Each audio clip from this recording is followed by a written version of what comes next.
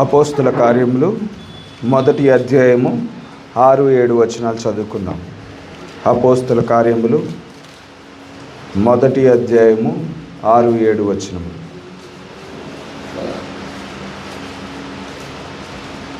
కాబట్టి వారు కూడి వచ్చినప్పుడు, ప్రభువా, ఈ కాలమందు ఇజ్రాయేలునకు రాజ్యమును మరలా అనుగ్రహించదవా అని ఆయనను అడుగగా, ఆయన కాలములను సమయములను తండ్రి తన స్వాధీనమందు ఉంచుకొని ఉన్నాడు, వాటిని తెలుసుకొనుట మీ పని కాదు.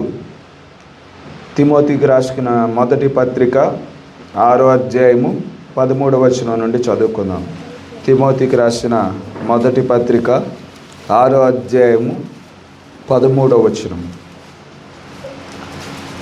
సమస్తమునకు తిమోతికి రాసిన పత్రిక, మొదటి తిమోతికి రాసిన పత్రిక 6వ అధ్యాయము 13వ వచనము.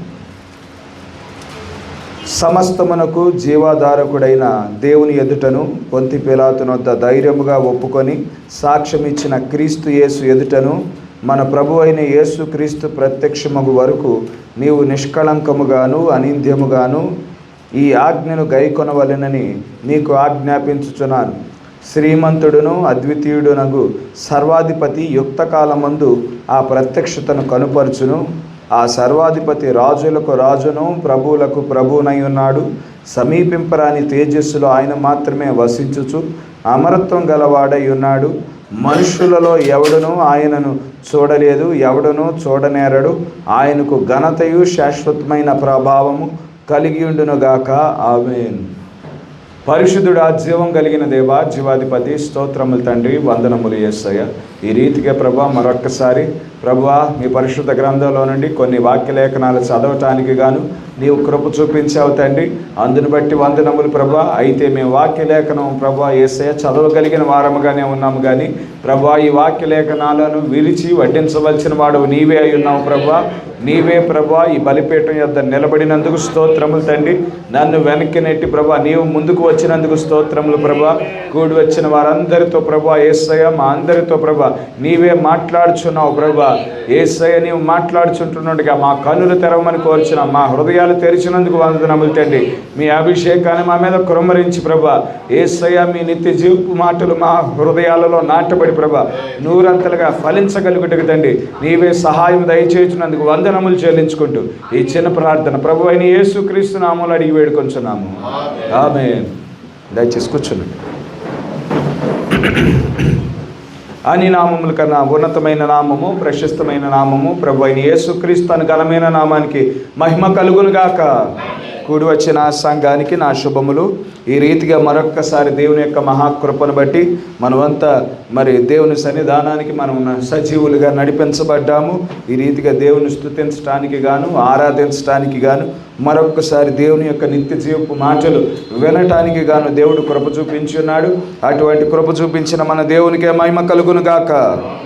ఆమేన్. గడిచిన ఆదివారము మరి 2 కూడికలు, మరి ఉదయకాల కూడిక, మరి సాయంకాలపు కమ్యూనియన్ కూడిక మరి ఎంతో దీవెనకరముగా, ఎంతో ఆశీర్వాదకరముగా మరి జరిగి ఉన్నాయి. మరి మధ్యాహ్నం సమయంలో మరి ప్రేమ విందు ఏర్పాటు చేయడానికి గాను మరి సంఘమంతా, మరి సంఘ సభ్యులు, అనేక సహోదరులు, అనేక కుటుంబాలు ఎంతో సహకరించారు. మరి ప్రతి కుటుంబంలో మరి ఎంతో కొంత మరి ఆ యొక్క ప్రేమ విందుకి స్పాన్సర్ చేసి ఉన్నారు. స్పాన్సర్ చేయటమే కాకుండా మరి ఆ ప్రేమ విందు ఏర్పాటు చేయడానికి గాను ఎంతో కష్టం వెనకాల మరి ఉండి ఉన్నది. మనం బయట నుంచి ఎవరిని పిలవలేదు, మరి అన్నీ మనమే సమకూర్చుకున్నాం, మనమే అన్ని కార్యాలు చేసి ఉన్నాము. మరి అనేక కుటుంబాలు ముందుకు వచ్చాయి, మరి పరిచర్య చేసిన వారుగా ఉన్నారు. మరి ఫుడ్ సెక్షన్ అంతా మరి మనం బయట ఎవరి మేస్త్రిని మనం పిలవలేదు, కానీ పద్మా సిస్టర్ మరియు మరి దీవెన సిస్టర్ వాళ్ళే చూసుకున్నారు. అన్ని వంటకాలు మరి వాళ్ళే చేయటాన్ని మరి ఎంతో మరి చక్కగా మరి టేస్టీగా ఫుడ్ ఏర్పాటు చేశారు. మరి ఆ పరిచర్య మరి తెల్లవారుజాము నుండి మధ్యాహ్నం భోజనం ఏర్పాటు చేయడానికి గాను మరి తెల్లవారుజాము నుండి వాళ్ళు పనిచేస్తూ ఉన్నారు. మరి తెల్లవారుజామునే మరి కావాల్సినవన్నీ సహోదరులు తెచ్చి ఉన్నారు. మరి ముందు దినమునే సరుకులకి వెళ్ళి మరి అవన్నీ తెచ్చుకొని సమకూర్చుకొని అవన్నీ చేసిన వారుగా ఉన్నారు. మరి ఎంతో భౌతికమైన కష్టంతో కూడిన పని అయినప్పటికీ మరి సహోదరులు మరి కుటుంబాలు కిలేశ్పురంలో ఉన్న కుటుంబాలు అందరూ ముందుకు వచ్చారు. మరి చక్కగా జరిగించుకోవటానికి మరి సహోదరులంతా మరి సహకరించడాన్ని బట్టి మరి దేవునికే మహిమ కలుగునుగాక. మంచిది.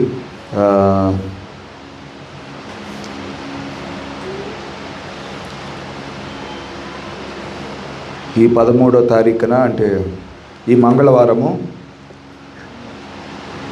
అమెరికా దేశం నుండి మనకి ఆరుగురు సేవకుల టీం వస్తూ ఉన్నారు. 6 సేవకుల టీం వస్తూ ఉన్నారు. ప్రత్యేకమైన కూడిక మంగళవారం ఏర్పాటు చేయబడి ఉన్నది. మంగళవారం ఉదయం సేవకుల సదస్సు కిలేశ్పురం చర్చిలో ఏర్పాటు చేయబడ్డది. మరి ఉదయకాలమేమో మరి 10 నుండి 12:30 వరకు సేవకుల సదస్సు జరగనై ఉన్నది ఈ మంగళవారం 13వ తారీఖున. అదేవిధంగా సాయంకాలమేమో సంఘానికి ప్రత్యేకమైన కూడిక మరి ఏర్పాటు చేయబడ్డది. మరి ఆ 2 కూడికల విషయమై మరి మీ వ్యక్తిగతమైన ప్రార్థనలో జ్ఞాపకం చేసుకోండి. మరి ఉదయకాలంన సేవకులను ఉద్దేశించి మరి వచ్చుచున్న వారు మాట్లాడుచుంటుండగా 5 రకాల పరిచర్యలో ఉండిన సేవకులందరూ మరి ఆ మాటలను బట్టి దీవించబడాలని మరి ఆశీర్వదించబడాలని వారి పరిచర్యలో మరి ఆ మరి దేవుడు అభిషేకించిన మాటలు ఇవ్వగా ఆ మాటలను బట్టి పరిచర్య జరిగించడానికి సహాయంగా ఉండటానికి గాను మరి మీ వ్యక్తిగతమైన ప్రార్థనలో జ్ఞాపకం చేసుకోండి. మరి అదేవిధంగా సాయంకాల కూడిక మన సంఘానికి మరి ఏర్పాటు చేయబడిన కూడిక ఉన్నది. ఆ కూడిక కూడా మరి మనకు దీవెనకరంగా ఆశీర్వాదకరంగా జరుగులాగున మీ వ్యక్తిగతమైన ప్రార్థనలో జ్ఞాపకం చేసుకోండి. మరి మంగళవారము మరి ఖచ్చితంగా 7 గంటలకల్లా మరి కిలేశ్పురంలో మనం సమావేశం అవుదాము. ఆ ప్రత్యేకమైన కూడికలో మరి కుటుంబాలుగా పాలు పంపులు పొంది దేవుని యొక్క దీవెనలు దేవుని యొక్క ఆశీర్వాదాలు మరి పొందుకోవాల్సిందిగా ప్రభు నామం పేరట మనవి చేస్తూ ఉన్నాను. మరి సంఘానికి సాయంకాలం 7 గంటలకల్లా ప్రారంభం అవుతుంది. మరి ఉదయకాలమేమో సేవకుల సదస్సు. మరి సేవకుల సదస్సులో మరి బ్రదర్స్ ఎవరైనా మరి సహాయం చేయదలిచిన ఎడల మరి ఉదయాన్నే 10 గంటలకల్లా వచ్చేస్తే ఆ ఏర్పాట్లు చేయటానికి మరి అవకాశం ఉంటుంది. మరి బ్రదర్స్ రాగలిగిన వారు మరి రావటానికి అవకాశం ఉంటుంది. దయచేసి ఆ విషయాన్ని గమనించవలసిందిగా కోరుతా ఉన్నాను.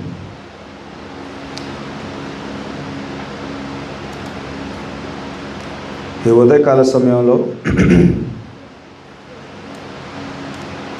మన దేవుడు రాజులకు రాజుగా ప్రభువులకు ప్రభువుగా రానయ్యున్నాడు అనే అంశం మీద మాట్లాడాలని ఆలోచన కలిగి ఉన్నాను. గడిచిన బుధవారము కొన్ని సంగతులు మనం ధ్యానించి ఉన్నాము. మరికొన్ని సంగతులు ధ్యానించడానికి గాను దేవుడే తన యొక్క ఆలోచనలు మన మధ్య వ్యక్తపరచునుగాక. హల్లెలూయా. ఇక్కడ ప్రాముఖ్యంగా 2 వాక్యలేఖనాలు మనం చదువుకుని ఉన్నాము. మొదటి వాక్యలేఖనము అపోస్తుల కార్యానికి సంబంధించిన వాక్యలేఖనం అయి ఉన్నది. మొదటి అధ్యాయానికి సంబంధించిన వాక్యలేఖనము 6-7 వచనాలు మనం చదువుకొని ఉన్నాము. 2వ వాక్యలేఖనము తిమోతి రాసిన పత్రిక మరి మొదటి పత్రికలో 6వ అధ్యాయానికి సంబంధించిన కొన్ని లేఖనాలు మనం చదివి ఉన్నాము. మొదటి వాక్యలేఖనం మనం గమనించినట్లయితే అది ఏ సందర్భంలో మరి ఏ సందర్భానికి సంబంధించిన వాక్యలేఖనము అని మనం ఆలోచించినట్లయితే మరి పెంతుకొస్తు దినాన పరిశుద్ధాత్మ కుమ్మరించబడింది కదా. ఆదిమ సంఘము మేడగది మీద వారు ఏక మనస్సుతో వారు ప్రార్థన చేయించున్నప్పుడు, ఏక హృదయంతో వారు ప్రార్థన చేసినప్పుడు మరి యోవేలు గ్రంథంలో ఏ పరిశుద్ధాత్మ గురించి అయితే వాగ్దానం చేయబడి ఉన్నదో ఆ పరిశుద్ధాత్మ ఆదిమ సంఘం మీద కుమ్మరించబడటం మనం చూడగలుగుతూ ఉండినాము. మరి దేవుడు అగ్నిస్తంభముగా దిగి వచ్చున్నాడు.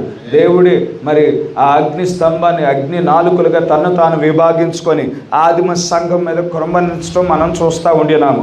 అయితే ఆ పరిశుద్ధాత్మ కుమ్మరించబడటానికి 10 రోజులు మునుపు పరిశుద్ధాత్మ కుమ్మరించబడటానికి గాను 10 రోజులు ముందు జరిగిన సందర్భానికి సంబంధించిన వాక్యలేఖనం మనం చదివి ఉన్నాము.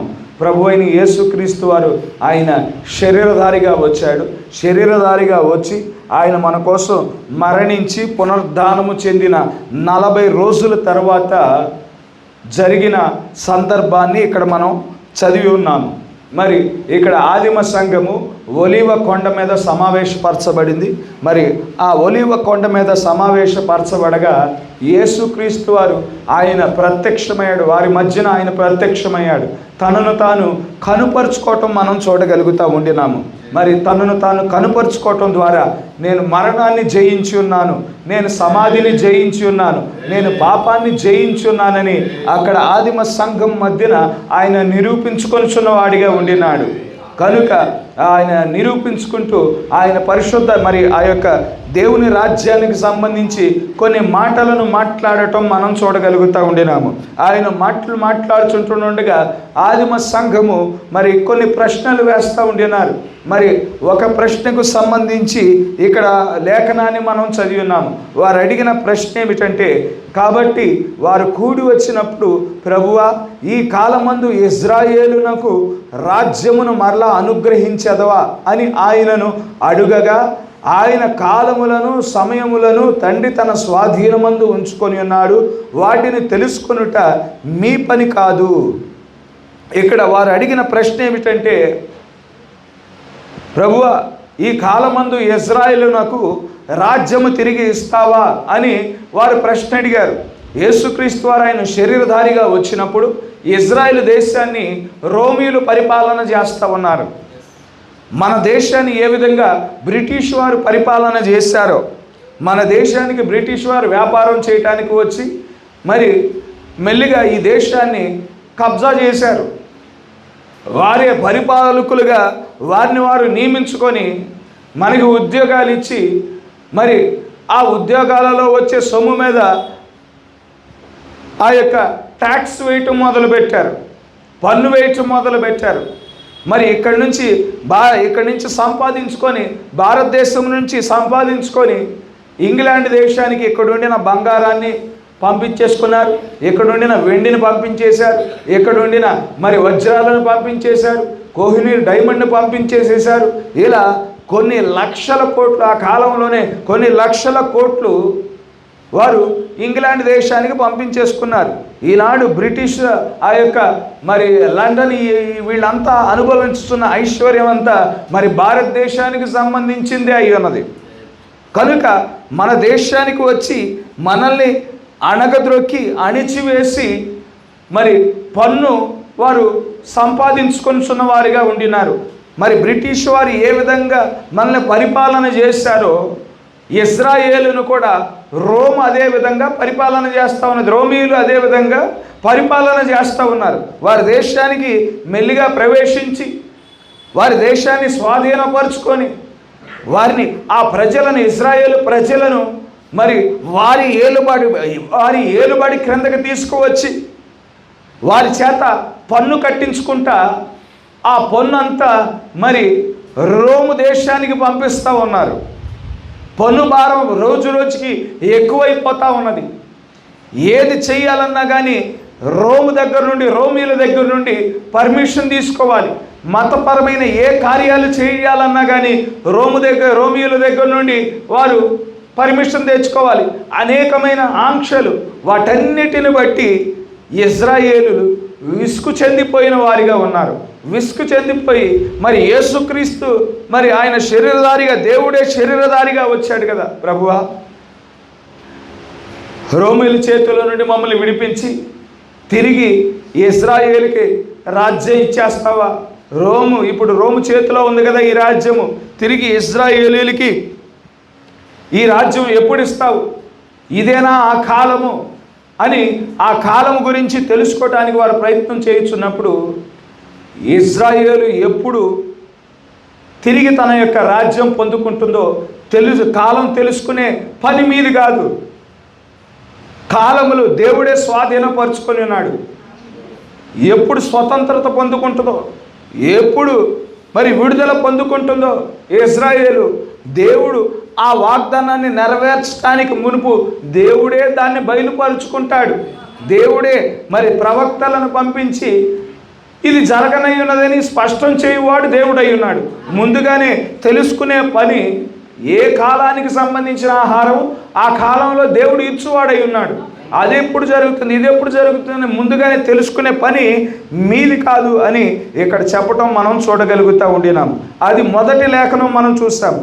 రెండో లేఖనము మరి ఆ తిమోతికి రాసిన మొదటి పత్రిక 6వ అధ్యాయము 13వ వచనంలో మనం గమనించినట్లయితే, సమస్తమునకు జీవాధారకుడైన దేవుని ఎదుటను పొంతి పిలాతునొద్ద ధైర్యముగా ఒప్పుకొని సాక్ష్యం ఇచ్చిన క్రీస్తు యేసు ఎదుటను మన ప్రభువైన యేసుక్రీస్తు ప్రత్యక్షముగు వరకు నీవు నిష్కళంకముగా అనింద్యముగాను ఆ ఆజ్ఞను గైకొనవలెనని నీకు ఆజ్ఞాపించుచున్నాను. ఇక్కడ పొంతి పిలాతునొద్ద ధైర్యముగా ఒప్పుకొని సాక్ష్యం ఇచ్చిన క్రీస్తు యేసుక్రీస్తు వారైన పరిచర్యలో మనం గమనించినట్లయితే ఆఖరి గడియ సమీపించిందని ఆయన గుర్తెరిగి ఆ ఆఖరి గడియలో ఏం చేశాడు? గెత్సెమనే తోటకు వెళ్ళాడు. గెత్సెమనే తోటలో మరి ప్రార్థన చేసుకొనిచున్నవాడిగా ఉండినాడు. ఆయనతో పాటు ఆయన శిష్యులు కూడా ఉన్నారు. మరి వారంతా కలిసి గెత్సెమనే తోటలో ప్రార్థన చేస్తూ ఉన్నారు. ఇదిగో ఇప్పుడు మనుష్య కుమారుడు పాపుల చేతికి అప్పగించబడే సమయం ఆసన్నమై ఉన్నది అని ఆయన గుర్తెరిగి శిష్యులను కూడా ప్రార్థన చేయమని చెప్పటం మనం చూడగలుగుతా ఉన్నాం వాక్యలేఖనంలో. అయితే మరి ఇస్కరియోతు యోధ మరి సైన్యాన్ని తన వెంబట పెట్టుకొని గెత్సెమనే తోటకు నేరుగా వచ్చారు. అయితే ఆ సైన్యానికి యేసుక్రీస్తు వారు ఎవరో తెలియదు వారికి.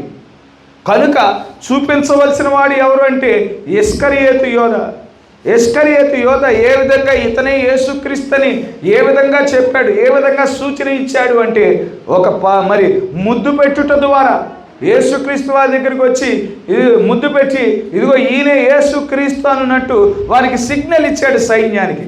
సైన్యం వెంటనే మరి యేసుక్రీస్తు వారిని బంధించి మరి మొదటిగా ప్రధాన యాజకుడి దగ్గరికి తీసుకువెళ్ళబడ్డాడు. ప్రధాన యాజకుడి దగ్గర నుండి మరి అక్కడ నుండి హేరోదు దగ్గరికి పంపించబడ్డాడు. హేరోదు దగ్గర నుండి పొంతు పిలాతు యొద్దకు పంపించబడటం మనం చూడగలుగుతూ ఉండినాం. ఆ పొంతు పిలాతు యొద్ద దీనుడిగా ఆయన నిలబడతా ఉండినాడు. దీనుడిగా నిలబడ్డాడు. మరి సామాన్యుడిగా నిలబడిన వాడిగా ఉండినాడు.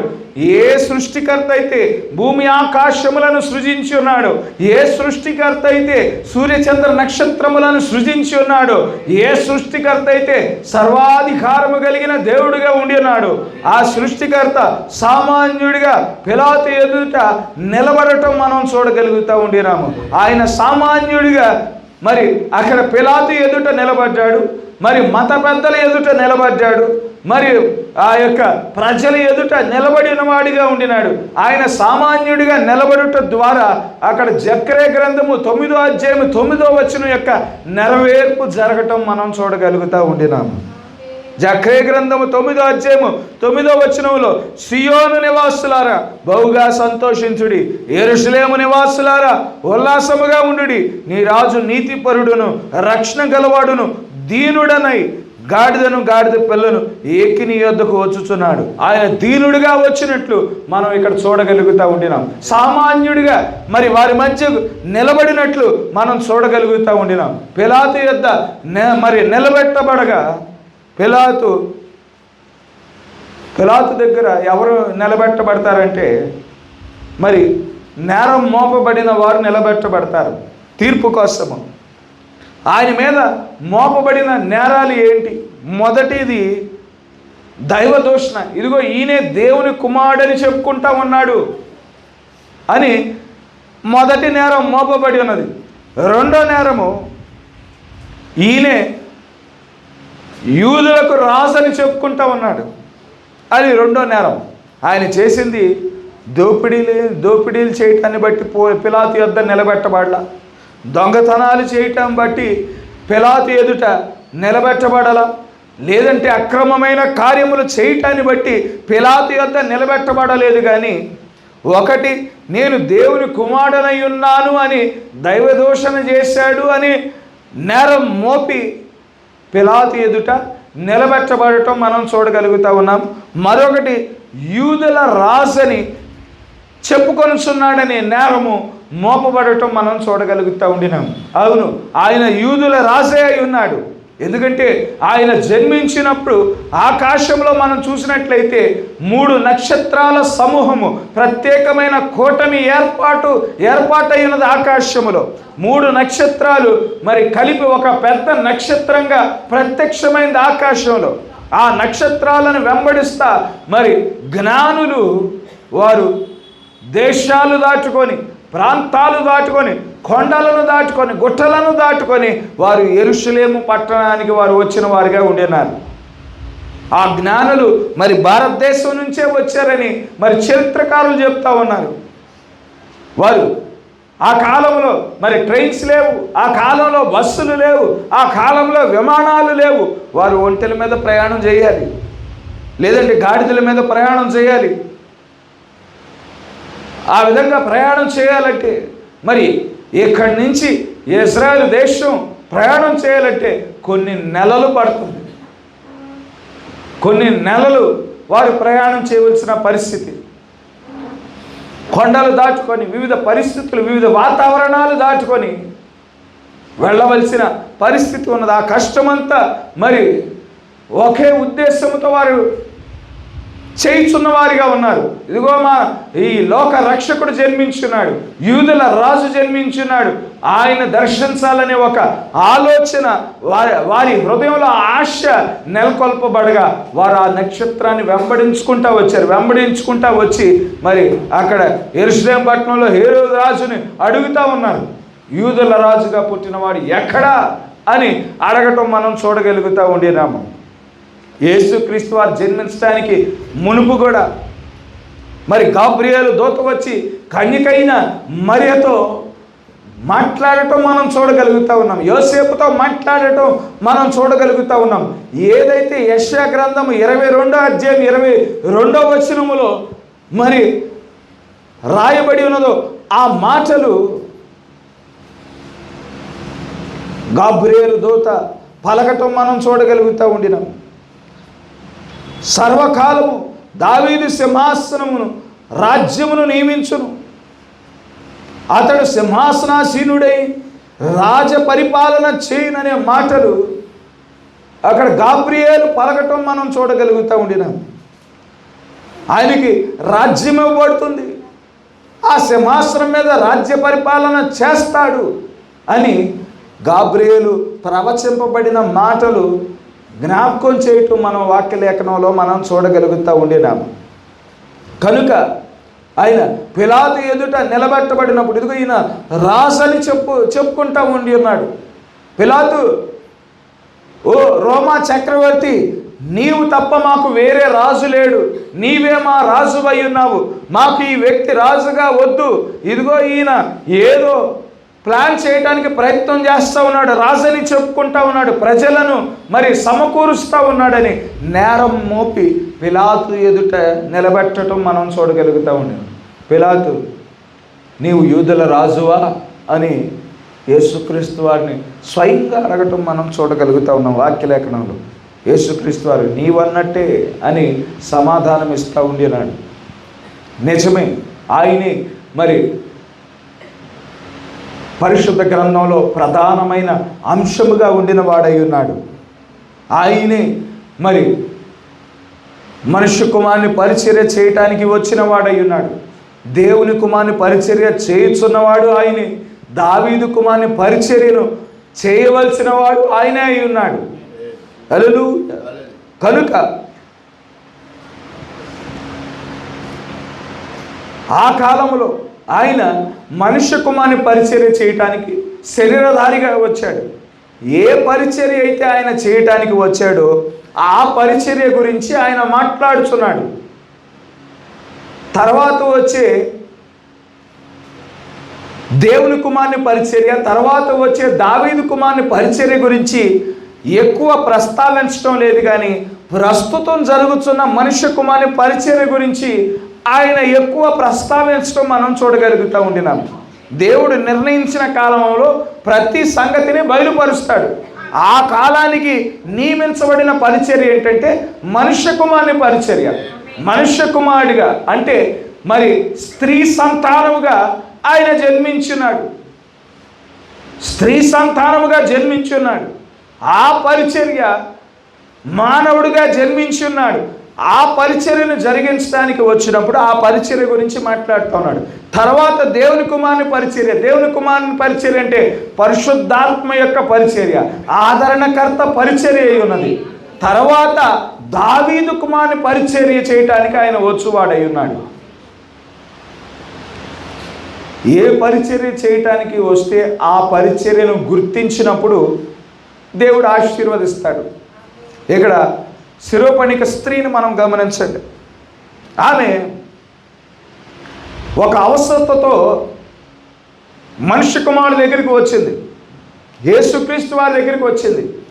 ఆమె యొక్క కుమార్తె దురాత్మల ద్వారా పీడించబడతా ఉన్నది, దురాత్మల ద్వారా ఇబ్బంది పడతా ఉన్నది. అయితే యేసుక్రీస్తు వారిని గురించిన సాక్ష్యము ఆమె విన్నది. ఆమె ఇజ్రాయేలు స్త్రీ కాదు కానీ ఒక అన్యురాలైన స్త్రీ అయి ఉన్నది. అయితే యేసుక్రీస్తు వారిని గురించిన సాక్ష్యం విని దావీదు కుమారుడా, దావీదు కుమారుడా, దావీదు కుమారుడా అని యేసుక్రీస్తు వారి దగ్గరికి రావటం మనం చూడగలుగుతూ ఉండినాము. ఆమె కుమార్తె యొక్క స్వస్థత నిమిత్తము ఆమె వేడుకుంటా ఉన్నది. అయితే అక్కడ ఆయన ఏ పరిచర్య చేయటానికి ఆయన వచ్చి ఉన్నాడో ఆ పరిచర్య ఎవరి కోసం అయి ఉన్నదో స్పష్టంగా ఇండైరెక్ట్గా చెప్తా ఉండినాడు. ఆమె తన కుమార్తె యొక్క స్వస్థత కోసం ఆమె వేడుకొనగా అక్కడ చెప్తా ఉన్నాడు, ఇది పిల్లల కోసం నియమించబడిన ఆహారము. ఇప్పుడు నేను వచ్చింది ఇజ్రాయేలీల కోసమై ఉన్నది, నేను వచ్చింది నా స్వకీయుల కోసమై ఉన్నది. నేను అన్యులకు సువార్త ప్రకటించడానికి ఈ సమయంలో రాలేదు. అన్యుల మధ్యన నేను అద్భుతాలు చేయడానికి, సూచక్రియలు చేయడానికి, మహత్కార్యాలు చేయడానికి ఇది సమయం కాదు. ఇది ఇజ్రాయేలీయుల సమయం అయి ఉన్నది. నేను నా స్వకీయుల దగ్గరికి వచ్చాను. వారికే ఈ సమయంలో సువార్త ప్రకటించబడుతుంది. వారి మధ్యనే నేను అద్భుతాలు చేస్తాను, సూచక్రియలు చేస్తాను, మహత్కార్యాలు చేయవాడనుగా ఉన్నాను. ఇది పిల్లల కోసం నియమించబడిన ఆహారం అయి ఉన్నది. పిల్లల కోసం నియమించబడిన ఆహారము కుక్కలకు వేయుట భావ్యము కాదు అని యేసుక్రీస్తు వారు అక్కడ స్పష్టంగా తన పరిచర్య గురించి చెప్తా ఉండినాడు. అయితే ఆ పరిచర్యను ఆమె ప్రత్యక్షత ద్వారా అర్థం చేసుకున్నది. అవును, నిజమే, ఇజ్రాయేలీలు నీ ఎన్నిక చేయబడిన ప్రజలై ఉన్నారు, ఇజ్రాయేలీలు నీ సంతానం అయి ఉన్నారు. అయితే పిల్లలు తింటున్నప్పుడు చిన్న చిన్న రొట్టె మొక్కలు ఆ బల్ల మీద నుంచి కింద పడతాయి కదా. ఆ బల్ల మీద నుంచి కింద పడిన మొక్కల కోసం కుక్క పిల్లలు ఆశపడతాయి కదా. ఆ ఆశతో నేను నీ వద్దకు వచ్చాను ప్రభువా అని అనినప్పుడు ఆమె యొక్క మరి విశ్వాసము చూసి, ఆ ప్రత్యక్షతను చూసి మరి దేవుడు మరి నీవు కోరుకునేది జరుగునుగాక అనినప్పుడు ఆ క్షణమే తన కుమార్తె దురాత్మల నుండి విడుదల పొందుకొని ఉన్నది. ఆమె స్వస్థత పొందుకోవటం ఆమె ఇంటికి వెళ్ళినప్పుడు మరి చూడటాన్ని మన వాక్యలేఖనంలో కనుగొనగలుగుతూ ఉండినాము. కనుక గమనించండి, ఇక్కడ 15వ వచనం, శ్రీమంతుడును అద్వితీయుడు నగు సర్వాధిపతి యుక్త కాలమందు ఆ ప్రత్యక్షతను కనుపరుచును. ఆ సర్వాధిపతి రాజులకు రాజును ప్రభువులకు ప్రభువునై ఉన్నాడు. ఇక్కడ పౌలును గమనించండి. పౌలు ఎవరి గురించి రాస్తా ఉన్నాడు? మనుష్య కుమారుని గురించి రాస్తా ఉన్నాడు. ఏ దినాలలో రాస్తా ఉన్నాడు? దేవుని కుమారుని పరిచర్య జరిగించుచున్న దినాలలో రాస్తా ఉన్నాడు. దేవుని కుమారుని పరిచర్య జరుగుతున్న దినాలలో రాస్తా ఉన్నాడు. ఎవరి గురించి రాస్తా ఉన్నాడు? మనుష్య కుమారుని గురించి రాస్తా ఉన్నాడు. యేసుక్రీస్తు వారు ఆయన శరీరధారిగా వచ్చి 33.5 సంవత్సరాల పరిచర్య జరిగించున్నాడు. ఆ 33.5 సంవత్సరాల పరిచర్య అది మనుష్య కుమారుని పరిచర్య అయి ఉన్నది. ఆయన మరి బాప్తిస్మమిచ్చు యోహాను ద్వారా మరి లోకానికి పరిచయం చేయబడిన వాడై ఉన్నాడు. ఆయన మరి వేయబడిన మూలరాయి అయి ఉన్నాడు. సంఘమనే మందిరానికి వేయబడిన మరి మూలరాయిగా ఉండి ఉన్నాడు. ఆ మూలరాయి మరి బాప్తిస్మమిచ్చు యోహాను ద్వారా పరిచయం చేయబడి ఉన్నాడు.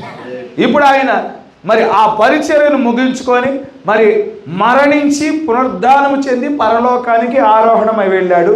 పరలోకానికి ఆరోహణమై వెళ్ళి పరిశుద్ధాత్మగా దిగి వచ్చాడు, మరి ఆదరణకర్తగా దిగి వచ్చాడు. ఇప్పుడు దేవుని కుమారుని పరిచర్య జరుగుతుంది. ఆ దేవుని కుమారుని పరిచర్య జరుగుతున్న దినాలలో అపోస్తలుడైన పౌలు మనుష్య కుమారుని గురించి మాట్లాడుతూ ఉండి ఉన్నాడు. ఆయనకి తెలుసు, అపోస్తలుడైన పౌలుకి తెలుసు, యేసుక్రీస్తు వారే మరి ఆ క్రీస్తే మనుష్య కుమారుని పరిచర్య చేయువాడై ఉన్నాడు. ఆ క్రీస్తే దేవుని కుమారుని పరిచర్య చేయువాడై ఉన్నాడు. ఆ క్రీస్తే దావీదు కుమారుని పరిచర్య కూడా చేయువాడై ఉన్నాడని పౌలుకి తెలుసు. అయితే ఆ దావీదు కుమారుని పరిచర్య గురించిన ప్రత్యక్షత దేవుడే ఆ యుక్త కాలమందు ఆ ప్రత్యక్షతను కనుపరచును అని ఇక్కడ మాట్లాడటం మనం చూడగలుగుతూ ఉండినాం. దావీదు కుమారుని పరిచర్య గురించి ఆయన ఆరోహణమై వెళ్ళటానికి మునుపు ఆయన ఏమన్నాడు? దావీదు కుమారుని పరిచర్య గురించి అడిగినప్పుడు, కాలములు తండ్రి స్వాధీనంలో ఉన్నాయి, తెలుసుకొనటం మీ పని కాదు, యుక్త కాలం నా ప్రత్యక్షత దేవుడే అనుగ్రహిస్తాడు అని చెప్పటం మనం చూడగలుగుతూ ఉండినాం. కనుక ఆయన శరీరధారిగా వచ్చినప్పుడు పిలాతు ముందు ఆయన అవమానపరచబడ్డాడు. యూదుల రాజు అని పిలువబడటాన్ని బట్టి అవమానపరచబడ్డాడు, నిందించబడ్డాడు, దూషించబడ్డాడు. ప్రజలంతా వ్యంగ్యంగా మాట్లాడిన వారుగా ఉన్నారు. ప్రజలంతా పిలాతు ఎదుట నిలబడినప్పుడు ఆయన్ని అవమానకరంగా మాట్లాడటం మనం చూడగలుగుతూ ఉండినాం. కానీ ఆయన దావీదు కుమారుడిగా వచ్చినప్పుడు ఆయన ఒకనాడైతే అవమానపరచబడ్డాడు, కానీ ఒకనాడైతే నిందించబడ్డాడు, దూషించబడ్డాడు, వ్యంగ్యంగా మాట్లాడబడ్డాడు. కానీ ఆయన దావీదు కుమారుడిగా వచ్చినప్పుడు ప్రతి నాలుక ఆయనను ఒప్పుకొనును, ప్రతి మోకాలు ఆయన ఎదుట వంగుననే విషయాన్ని మనం గుర్తించవలసిన వారమై ఉన్నాము. హల్లెలూయా. పరిశుద్ధ గ్రంథంలో దావీదు కుమారుని పరిచర్యను గురించి, ఆయన దావీదు కుమారుడిగా రావటాన్ని మూడు చోట్ల రాయబడి ఉన్నది. ఒకటేమో యోహాను రాసి ఉన్నాడు. యోహాను మరి దేవుని యొక్క ఆత్మవశంలో పరలోకానికి కొనుపోబడినప్పుడు అక్కడ పరలోకానికి సంబంధించిన దర్శనములో యోహాను చూస్తూ ఉన్నాడు. ప్రకటన గ్రంథం 19వ అధ్యాయములో మరి ఆ యేసుక్రీస్తు వారు ఆయన మరి తెల్లటి గుర్రం మీద స్వారీ చేసుకుంటా రావటాన్ని యోహాను చూస్తూ ఉండినాడు. అదే సంగతి మరి ప్రకటన 17వ అధ్యాయంలో కూడా ప్రస్తావిస్తూ ఉండినాడు. యోహాను కాకుండా మరొక వ్యక్తి ఎవరు చూశారు అంటే అపోస్తలుడైన పౌలు అయి ఉన్నాడు. అపోస్తలుడైన పౌలు ఆ దావీదు కుమారుని పరిచర్య గురించి ఇక్కడ తిమోతికి రాసిన మొదటి పత్రికలో 6వ అధ్యాయంలో రాయబడటం మనం చూడగలుగుతూ ఉండినాం. మరొక వ్యక్తి ఎవరు చూడగలిగారు అంటే ఈ కాలపు వర్తమానికుడై ఉన్నాడు. హల్లెలూయా. కనుక గమనించండి, ఆయన దావీదు కుమారుడిగా వచ్చుచున్నాడు. ఆయనే మరి పరిశుద్ధ గ్రంథంలో ప్రధానమైన అంశముగా ఉన్నాడనే విషయాన్ని మనం ఇక్కడ గుర్తించవలసిన వారమైనాం. 16వ వచనం, సమీపింపరాని తేజస్సులో ఆయన మాత్రమే వసించుచు అమరత్వం గలవాడై ఉన్నాడు. మనుష్యులలో ఎవడును ఆయనను చూడలేడు, ఎవడునో చూడనేరడు. ఆయనకు ఘనతయు శాశ్వతమైన ప్రభావం కలిగి ఉండునుగాక. గమనించండి, ఈ మాటలు ఎక్కడ మాట్లాడుతూ ఉన్నాడు పౌలు, ఎక్కడ ప్రస్తావిస్తూ ఉన్నాడు అంటే అక్కడ సంఘం అంట విశ్వాసం నుండి వైతొలిగిపోతూ ఉన్నదంట. విశ్వాసం నుండి, ఏ విశ్వాసం అయితే వారికి అనుగ్రహించబడిందో ఆ విశ్వాసం నుండి వైతొలిగిపోతా లోకం యొక్క ధనధాన్యం వైపు వారు తిరిగిపోతూ ఉన్నారు. లోకం యొక్క అధికారాల వైపు తిరుగుతూ ఉన్నారు. లోకం యొక్క సుఖాల వైపు తిరుగుతూ ఉండినప్పుడు ఈ సంగతుల గురించి ప్రస్తావించటం చాలా విచిత్రమైన కార్యముగా ఉండేది. దావీదు కుమారుని పరిచర్య గురించి మాట్లాడటం మరి చాలా విచిత్రమైన కార్యముగా ఉన్నది. మరొక చోట మరి ఈ దావీదు కుమారుని పరిచర్య గురించి మనం ధ్యానించాలి అంటే ఫిలదెల్ఫియా సంఘకాలానికి సంబంధించిన వాక్యలేఖనంలో కూడా కొన్ని సంగతులు రాయబడటం మనం చూడగలుగుతూ ఉండినాం. ఫిలదెల్ఫియాకు సంబంధించిన సంఘకాలం మొదటి మరి ఆ 7 సంఘకాలాల గురించి ప్రకటన గ్రంథం మరి మొదటి 3 అధ్యాయాల్లో మనం చూడగలుగుతూ ఉన్నాం. మనుష్య కుమారుని గురించి వివరించడం, మరి 2వ అధ్యాయము 3వ అధ్యాయము 7 సంఘకాలాలకు సంబంధించిన వాక్య లేఖనాలు అక్కడ ప్రస్తావించబడటం మనం చూస్తూ ఉన్నాము. ఎఫెసు గురించి కొన్ని లేఖనాలు, స్మరణ గురించి కొన్ని లేఖనాలు, పెర్గమా గురించి కొన్ని లేఖనాలు, అలా 7 సంఘకాలాలకు సంబంధించి మరి అక్కడ కొన్ని వాక్య లేఖనాలు రాయబడటం, ప్రకటన 2:3లో రాయబడటం మనం చూడగలుగుతూ ఉండినాం. ఫిలదెల్ఫియా సంఘకాలంలో ఈ దావీదు కుమారుని పరిచర్య గురించి మరి కొన్ని మాటలు అక్కడ రాయబడ్డాయి. అవి మనకి కాదులే అని అనుకోవటానికి అవకాశం లేదు. 7 సంఘకాలాలకు సంబంధించిన వాక్య లేఖనాలు ప్రతిదీ ఈ ముగింపు కాలంలో జీవిస్తున్న మన కోసం పరిశుద్ధాత్ముడు మాట్లాడిన మాటలే అయి ఉన్నాయి. ఎందుకంటే గమనించండి, మొదటి సంఘకాలం ఎఫెసు సంఘకాలంలో ఏ పరిస్థితులైతే సంఘము ఎదుర్కొన్నారో, ఎందుకంటే క్రీస్తు విరోధి ఆత్మ మొదటి సంఘకాలంలో అనుకరణ చేసే ఆత్మగా ఉన్నాడు. ఆ అనుకరణ చేసే ఆత్మగా ఉండటాన్ని బట్టి క్రీస్తు విరోధి ఆత్మ వారు కొన్ని పరీక్షలు ఎదుర్కొన్నారు. ఈనాడును అదే పరీక్షలు మనం ఎదుర్కొంటా ఉన్నాం. 2-3 సంఘకాలాల్లో క్రీస్తు విరోధి ఆత్మ సమాధానము లేకుండా ఒకరినొకరు చంపుకోవటానికి అధికారం పొందుకొని ఉన్నాడు. ఈనాడు కూడా ఆ పరిస్థితులు మనం ఎదుర్కొంటా ఉన్నాం. 4-5 సంఘకాలాల్లో మోసం మరి అక్రమమైన క్రయ విక్రయాలు చేయువాడిగా మరి క్రీస్తు విరోధి ఆత్మ ఉన్నాడు. ఈనాడును ఆ పరిస్థితులను మనం ఎదుర్కొంటా ఉన్నాం. ఎందుకంటే ఈనాడు క్రీస్తు విరోధి ఆత్మ మరి ఆ 3 గుణలక్షణాలు కలిపి ఒకేసారి ఈ ముగింపు కాలంలో వాడు కలిగి ఉన్నాడు. మోసపూరితమైన ఆత్మగా ఉన్నాడు, భూమి మీద సమాధానం లేకుండా చేయువాడై ఉన్నాడు, అక్రమమైన క్రయ విక్రయాలు చేయువాడిగా కూడా వాడు ఉన్నాడు. కనుక మొదటి 6 సంఘకాలాల్లో ఎటువంటి పరీక్షలైతే ఎదుర్కొన్నారో అదే పరీక్షలు ఈనాడు కలిపి ఒకేసారి మనం ఎదుర్కొంటా ఉన్నాము. కనుక ఆ 7 సంఘకాలాల్లో చెప్పబడిన మాటలన్నీ అవి పరిశుద్ధాత్ముడు మనల్ని ఉద్దేశించి చెప్పిన మాటలే అయి ఉన్నాయి. కనుక మరి ప్రతి వర్తమానం, ఎఫెసు వర్తమానం, స్మరణ వర్తమానం, మరి పెర్గమా వర్తమానం, 7 సంఘకాలాలు మరి ఆ వర్తమానాలు ప్రవక్త బోధించుచుంటుండగా అవన్నీ మనల్ని ఉద్దేశించి పరిశుద్ధాత్ముడు మాట్లాడిన వర్తమానాలే అయి ఉన్నాయనే విషయాన్ని మనం ఇక్కడ గుర్తించవలసిన వారమై ఉన్నాం. ఆ ఫిలదెల్ఫియా సంఘాన్ని ఉద్దేశించి ఈ విధంగా మాట్లాడబడతా ఉన్నది. ప్రకటన గ్రంథం 3వ అధ్యాయం 7వ వచనంలో, ప్రకటన గ్రంథం 3వ అధ్యాయం 7వ వచనంలో ఫిలదెల్ఫియాలో ఉన్న సంఘపు దూతకు ఇలాగు వ్రాయుము, దావీదు తాళపు చెవి కలిగి ఎవడునూ వేయి లేకుండా తీయువాడును, ఎవడునూ తీయలేకుండా వేయువాడనైన సత్యస్వరూపియగు పరిశుద్ధుడు చెప్పు సంగతులు ఏమనగా,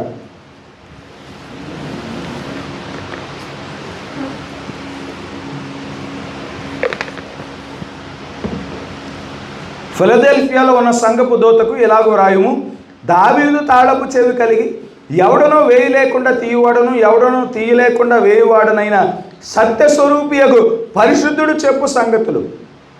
ఇక్కడ దావీదు కుమారుని పరిచర్యను లేదంటే 1000 ఏళ్ల పరిపాలన గురించి మాట్లాడటానికి గాను ఎవరి గురించి ప్రస్తావించబడుతుంది?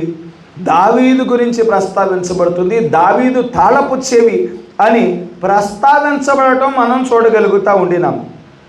ఆ దావీదు తాళపు చెవి ఎక్కడ ఉన్నది? దావీదు తాళపు చెవి అంటే ఏంటి? ఆ దావీదు తాళపు చెవి ఎక్కడ ఉన్నది అని ఆలోచన చేసినప్పుడు యెషయా 22వ అధ్యాయము 22వ వచనంలో ఒక మాట రాయబడి ఉన్నది. చూడండి, యెషయా గ్రంథం 22వ అధ్యాయము 22వ వచనం.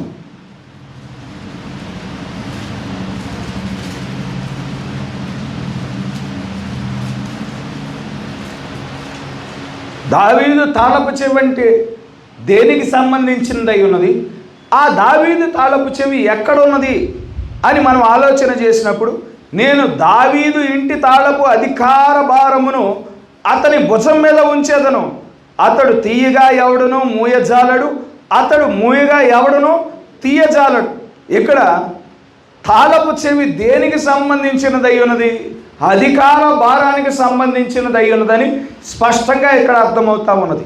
ఆ అధికార భారము ఎక్కడ ఉంచబడింది అంటే భుజాల మీద ఉంచబడటం ఇక్కడ ఈ వాక్య లేఖనంలో స్పష్టంగా రాయబడి ఉన్నది. భుజాల మీద ఉంచబడింది. తాళపు చెవి అంటే రాజ్యానికి సంబంధించిన అధికార భారం అయి ఉన్నది.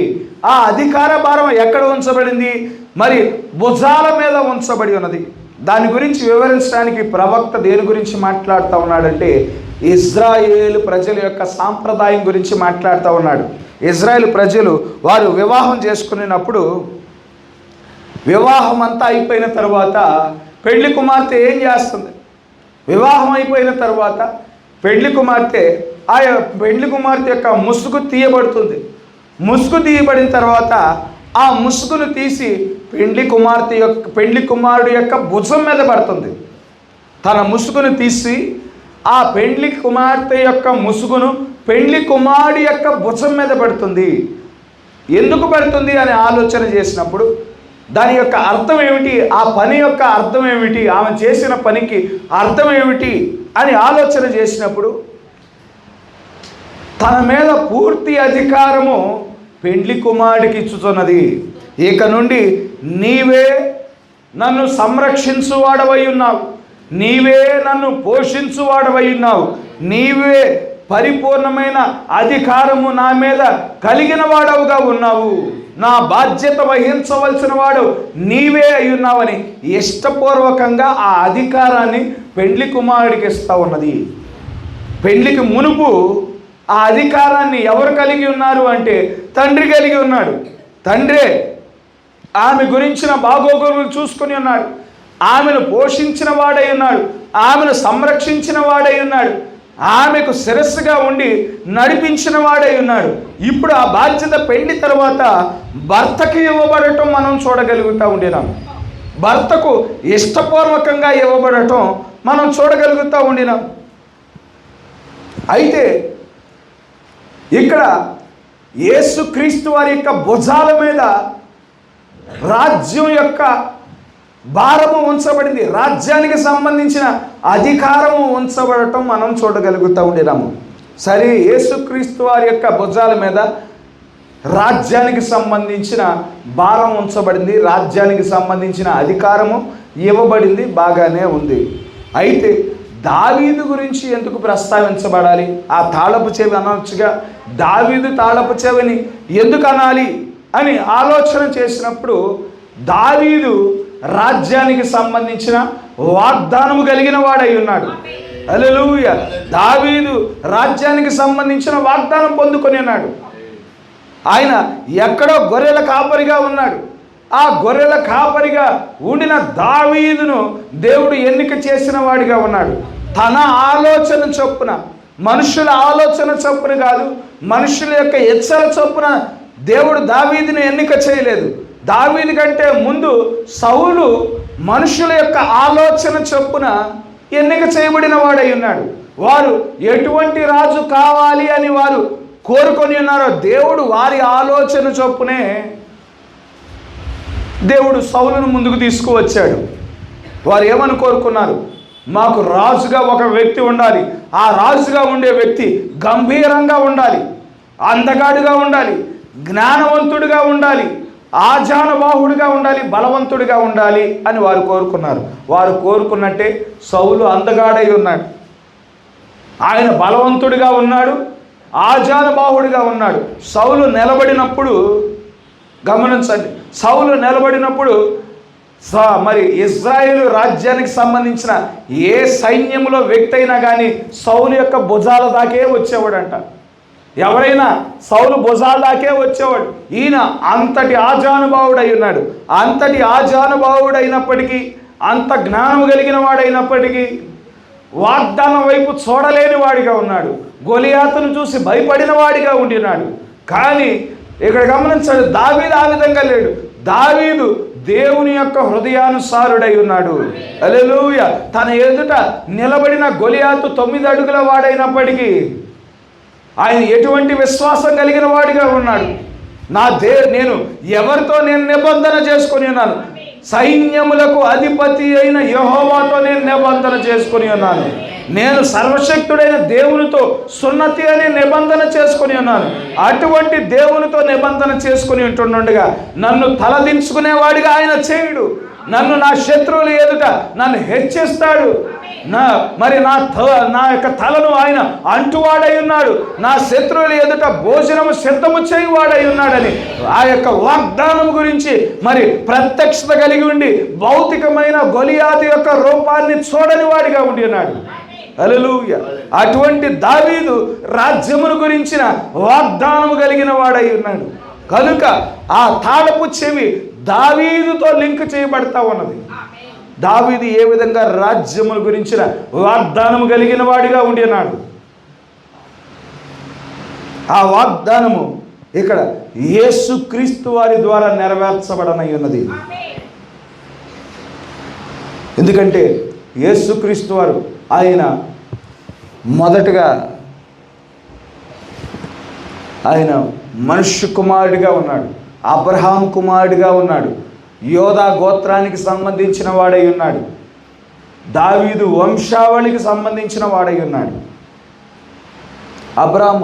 అబ్రహాంకి ఇవ్వబడిన వాగ్దానాన్ని గమనించండి. అబ్రహాంకి దేవుడు వాగ్దానం చేశాడు. ఎక్కడో కల్దీల దేశంలో ఊరు ప్రాంతంలో అబ్రహాము జీవించుతుంటున్నాడుగా అబ్రహాము ఆ దేవుడు మాట్లాడటాన్ని బట్టి ఆ కల్దీల దేశాన్ని విడిచిపెట్టాడు. ఊరు ప్రాంతాన్ని విడిచిపెట్టిన వాడిగా ఉండినాడు. దేవుడు ఎక్కడికి నడిపిస్తున్నాడో కూడా అబ్రహాంకి తెలియదు. అయితే దేవుని యందు విశ్వాసముతో సమస్తాన్ని విడిచిపెట్టి ఆ యొక్క కల్దీల దేశాన్ని విడిచిపెట్టి బయటకు వచ్చాడు. అయితే దేవుడు కానాను దేశానికి నడిపించాడు. కానాను దేశాన్ని ఇదిగో నీకును నీ సంతానానికి నేను స్వాస్థ్యముగా ఇస్తాను. ఇదిగో ఈ దేశాన్ని నీకు స్వాస్థ్యముగా ఇస్తాను.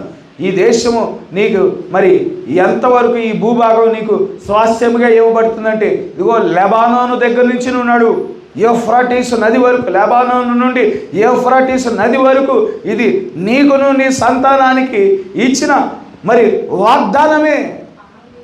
ఇదే నీ స్వాస్థ్యమై ఉన్నదని అక్కడ దేవుడు అబ్రహాంతో మాట్లాడటం మనం చూడగలుగుతూ ఉండినాము.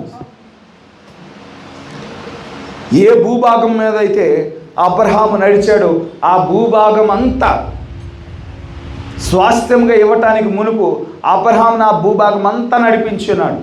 అబ్రహాము ఏ ప్రాంతాల్లో అయితే కాలు మోపి ఉన్నాడో ఆ ప్రాంతం అంతా అబ్రహాము సంతానానికి స్వాస్థ్యంగా దేవుడు ఇచ్చున్నాడు. వెంటనే ఇవ్వలేదు. అబ్రహాంతో ముందే చెప్తా ఉండినాడు, వెంటనే నువ్వు దీన్ని స్వాధీనపరచుకోలేవు. అప్పటికే అబ్రహాము కానాను దేశానికి వచ్చినప్పుడే అనేక జాతుల ప్రజలు అక్కడ నివాసం చేస్తూ ఉన్నారు. వీరి పాపం ఇంకా పూర్తి అవ్వలేదు. వీరి పాపం పూర్తయినప్పుడు నా యొక్క సహాయంతో మీరే ఈ యొక్క ప్రజలను ఈ దేశం నుండి తరిమి కొడతారని అబ్రహాంతో మాట్లాడుతూ ఉన్నాడు. అయితే దీన్ని స్వాధీనపరచుకోవడానికి మునుపు నీ సంతానం వేరే దేశంలో ఉంటారు 400 సంవత్సరాలు.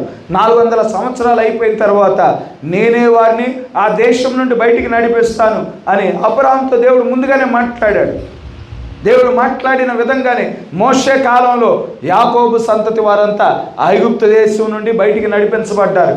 మోషే నాయకత్వంలో వారు బయటికి నడిపించబడ్డారు. యెహోషువ నాయకత్వంలో వారు కానాను దేశంలోనికి ప్రవేశించారు. వారు ఐగుప్తు దేశానికి వెళ్ళటానికి మునిపే యాకోబు ఏం చేశాడు, తన 12 మంది కుమారులను పిలిచి వారిని ఆశీర్వదించాడు, కొన్ని దీవెనలు ఇచ్చాడు. 400 సంవత్సరాల ముందు ఏ ఆశీర్వాదాలతో అయితే వారు పొందుకొని ఉన్నారు, యాకోబు ఏ ఆశీర్వాదాలు అయితే వారి కుమారులకి ఇచ్చాడో ఆ ఆశీర్వాదానికి తగ్గట్టుగా యెహోషువ భూభాగాన్ని పంచి ఇచ్చిన వాడిగా ఉండినాడు. యెహోషువ తన సొంత ఆలోచన చొప్పున భూభాగాన్ని పంచవలేదు. ఇదిగో ఈ పలానా గోత్రము నాకు మొదటి నుండి సపోర్ట్గా ఉన్నది కాబట్టి వీళ్ళకి ఎక్కువ భూభాగం ఇస్తానని అనుకోలేదు యెహోషువ.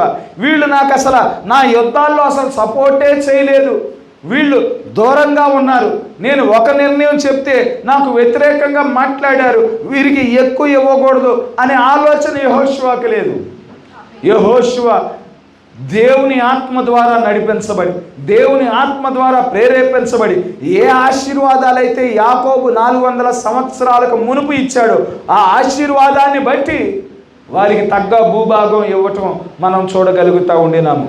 ఇక్కడ ఆ సంగతులన్నీ యెహోషువ గ్రంథంలో మనం చూడగలుగుతూ ఉండినాం. పాత నిబంధన యెహోషువ గ్రంథము, కొత్త నిబంధన ఎఫెసీయులకు రాసిన పత్రికకు సమాంతరంగా ఉందని ప్రవక్త చెప్తా ఉండినాడు. యెహోషువ ఏ కార్యమునైతే చేశాడో పరిశుద్ధాత్మ అదే కార్యాన్ని ఈనాడు చేస్తూ ఉండినది. యెహోషువ ఏం చేశాడు? మరి ఎవరి స్థానంలో వారిని నిలబెట్టడం, ఎవరు ఏ స్వాస్థ్యము కోసమైతే వారు నిర్ణయించబడ్డారో ఆ స్వాస్థ్యము వారికి అనుగ్రహించటము యెహోషువ చేసిన కార్యమై ఉన్నది. పరిశుద్ధాత్మ కూడా ఈనాడు ఏం చేస్తూ ఉన్నది అంటే, మరి దేవుని యొక్క ప్రణాళికలో మనం ఏ స్థానము కోసం నిర్ణయించబడ్డాము మనకి పరిశుద్ధాత్మ చూపిస్తూ ఉన్నది. ఆ స్థానంలో మనల్ని నిలబెట్టేది పరిశుద్ధాత్మ అయినది. ఆ స్థానంలో మనల్ని వర్ధిల్లింపజేసేది పరిశుద్ధాత్మ అయినది. ఆ స్థానంలో మనం నిలబడి దేవుని మహిమపరచడానికి గాను ప్రేరేపించేది పరిశుద్ధాత్మ అయినది. కనుక ఏ పాత నిబంధన యెహోషువ గ్రంథము, కొత్త నిబంధన ఎఫెసీయులకు రాసిన పత్రిక సమాంతరంగా ఉండటాన్ని మనం చూడగలుగుతూ ఉండినాం. ఇక్కడ గమనించండి, అబ్రహాము ఆ కానాను దేశాన్ని స్వాస్థ్యముగా మాత్రమే పొందుకోలేదు, మరొక వాగ్దానాన్ని కూడా పొందుకునే వాడిగా ఉన్నాడు. మరొక వాగ్దానం ఏమిటంటే, ఒక సంతానము గురించిన వాగ్దానం పొందుకున్నాడు. నీ సంతానము వలన సమస్త భూలోకంలోని సమస్త జనులు ఆశీర్వదించబడతారు. అబ్రహాము పొందుకున్న వాగ్దానం ఏమిటి? కానాను దేశాన్ని స్వాస్థ్యంగా తనకి, తన సంతానానికి మరి స్వాస్థ్యంగా కానాను దేశం పొందుకున్నట్లు దేవుడు వాగ్దానం చేశాడు. మరొక వాగ్దానం ఏమిటంటే, అబ్రహాము ఒక సంతానాన్ని పొందుకుంటాడు. ఆ సంతానాన్ని బట్టి భూలోకంలోని సమస్త ప్రజలు ఆశీర్వదించబడతారంట. ఇక్కడ ఆ సంతానము ఇస్సాకై ఉన్నాడా? ఇస్సాకును బట్టి భూలోకంలో ఉండిన సమస్త ప్రజలు ఆశీర్వదించబడ్డారా అంటే కాదు. ఆ వాగ్దానము ఇస్సాకు గురించి కాదు. ఇస్సాకు రానయ్యున్న ఆ వాగ్దాన సంతానానికి ఛాయగా ఉన్నాడు. అసలైన సంతానం ఎవరు అంటే, ఆ అబ్రహాము సంతానములో నుండి రానయ్యున్న క్రీస్తు అసలైన సంతానం. ఆ క్రీస్తుకి ఇస్సాకు ఛాయగా ఉన్నాడు. రానయ్యున్న క్రీస్తుకి ఇస్సాకు ఛాయగా ఉండి ఉన్నాడు. ఇస్సాకును మనం గమనించినట్లయితే, మరి భౌతికమైన బలం ద్వారా ఇస్సాకు జన్మించలేదు, కానీ దేవుని యొక్క సహజాతీతమైన కార్యము ద్వారా ఇస్సాకు జన్మించిన వాడిగా ఉండినాడు. రానయ్యున్న క్రీస్తు కూడా అదే విధంగా భౌతికమైన శరీర కలయిక ద్వారా జన్మించలేదు, కానీ సహజాతీతమైన కార్యము ద్వారా ఆయన జన్మించిన వాడిగా ఉండినాడు. హల్లెలూయా. ఇస్సాకు మరణం వరకు తండ్రికి విధేయుడిగా ఉండిన వాడై ఉన్నాడు. క్రీస్తు మరణం వరకు తండ్రికి విధేయుడిగా ఉండిన వాడై ఉన్నాడు. ఇస్సాకు మరి ఆయన పెళ్లి కుమారుడిగా ఉండినాడు. క్రీస్తు పెళ్లి కుమారుడిగా ఉండినాడు. ఆ పెళ్లి కుమార్తెను మరి ఎంపిక చేయటానికి గాను ఆ బాధ్యత ఎలియాజరుకి ఇవ్వబడి ఉన్నది. ఈనాడు క్రీస్తు యొక్క వధువును మరి ఎంపిక చేయటానికి ఆ బాధ్యత ఈ కాలానికి సంబంధించిన ఎలియాజరుకి ఇవ్వబడి మనం చూడగలుగుతూ ఉన్నాం. అక్కడ ఎలియాజరు నాహోరు పట్టణం నుండి మరి రెబ్కాను బయటికి నడిపించిన వాడిగా ఉండినాడు. ఈ ఎలియాజరు మరి క్రీస్తు యొక్క వధువును సంస్థల నుండి, శాఖల నుండి, ఆచారముల నుండి, సిద్ధాంతముల నుండి బయటికి నడిపించిన వాడిగా ఉండినాడు. అక్కడ మనం గమనించినట్లయితే రెబ్కా సాయంకాల సమయంలో ఇస్సాకును మరి పొలంలో కలుసుకున్నట్లు మనం చూడగలుగుతూ ఉండినాము. ఈనాడు మరి క్రీస్తు యొక్క వధువు సాయంకాల సమయంలో మరి తన యొక్క వరుని కలుసుకొని ఉన్నది. మరి ఆయనతో అదృశ్య ఐక్యత జరగటం మనం చూడగలుగుతూ ఉండినాము. హల్లెలూయా. కనుక ఇస్సాకు రానయ్యున్న వాగ్దాన సంతానానికి ఆయన మరి ఒక ఛాయగా ఉండినట్లు మనం చూడగలుగుతూ ఉండినాము. ఈ సంతానం గురించిన వాగ్దానము అబ్రహాము దగ్గర ప్రారంభం అవ్వాలా, లేదంటే ఇంకొకరి దగ్గర ప్రారంభం అవ్వాలి? ఈ సంతానం గురించిన వాగ్దానం ఎక్కడ ప్రారంభమైంది? మొదట అవ్వ దగ్గర ప్రారంభమైంది. ఏదేను వనంలో. ఎప్పుడైతే ఏదేను వనంలో మనం మొదటి అధ్యాయంలో మనం చూసినట్లయితే,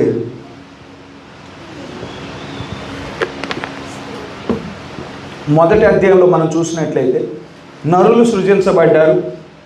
దేవుని స్వరూపంలో, దేవుని పోలికలో వారు సృజించబడ్డారు. మొదటి అధ్యాయంలో సృజించబడిన నరులు వారు భౌతికమైన శరీరాలు వారు కలిగి ఉండలేదు.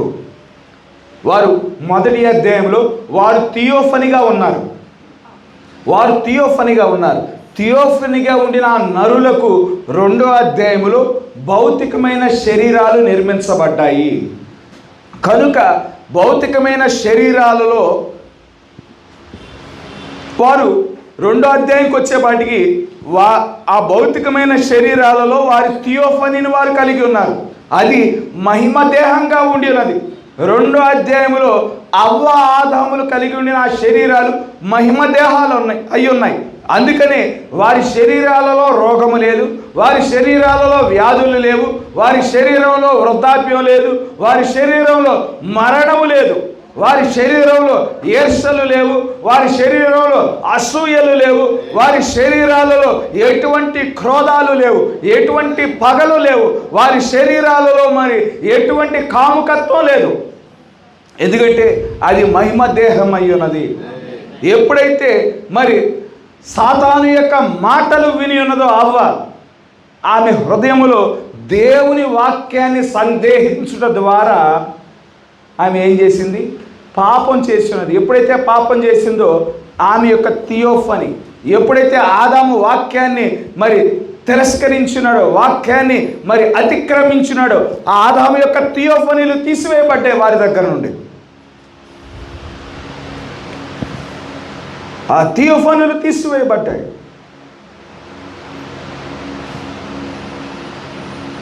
వారు ఆ మహిమదేహాలలో ఉండినప్పుడు వారి కనులకు పరిశుద్ధమైన పొర కూడా వారు కలిగిన వారుగా ఉన్నారు. ఆ పరిశుద్ధమైన పొర కలిగి ఉండటాన్ని బట్టి వారు దిగంబరులుగా ఉన్నారనే సంగతి కూడా వారికి తెలియదు. వారు దిగంబరులుగా ఉన్నారనే సంగతి వారికి తెలుసుకోవాల్సిన అవసరం లేదు. ఎందుకంటే వారు కలిగి ఉండిన నాగరికత ఎటువంటి నాగరికత? విశ్వాసముతో కూడిన నాగరికత. విశ్వాసముతో కూడిన నాగరికతలో వారు జీవించుచుంటున్నాడుగా వారి కనులకు పరిశుద్ధమైన పొర ఉన్నది. కనుక వారు దిగంబరులుగా ఉండిన సంగతి వారికి తెలియదు, తెలుసుకోవాల్సిన అవసరం లేదు. ఆ విశ్వాసపు నాగరికతలో మరి భౌతికమైన వస్త్రధారణ అవసరం లేదు. అయితే సాతానుడు ఏం చేశాడు? వారు దిగంబరులుగా ఉన్నారనే సంగతి వారికి తెలిసేలాగా చేసిన వాడు సాతానుడై ఉన్నాడు. వారి పరిశుద్ధమైన పొర పోగొట్టుకోవటానికి మోసపరిచిన వాడు సాతానుడై ఉన్నాడు. ఆనాడు అవ్వ ఏ విధంగా దిగంబరిగా ఉన్నదో ఈనాడు లోక సంఘము కూడా అదే విధంగా దిగంబరిగా ఉన్నది. అక్కడ సాతానుడు ఏం చేశాడు?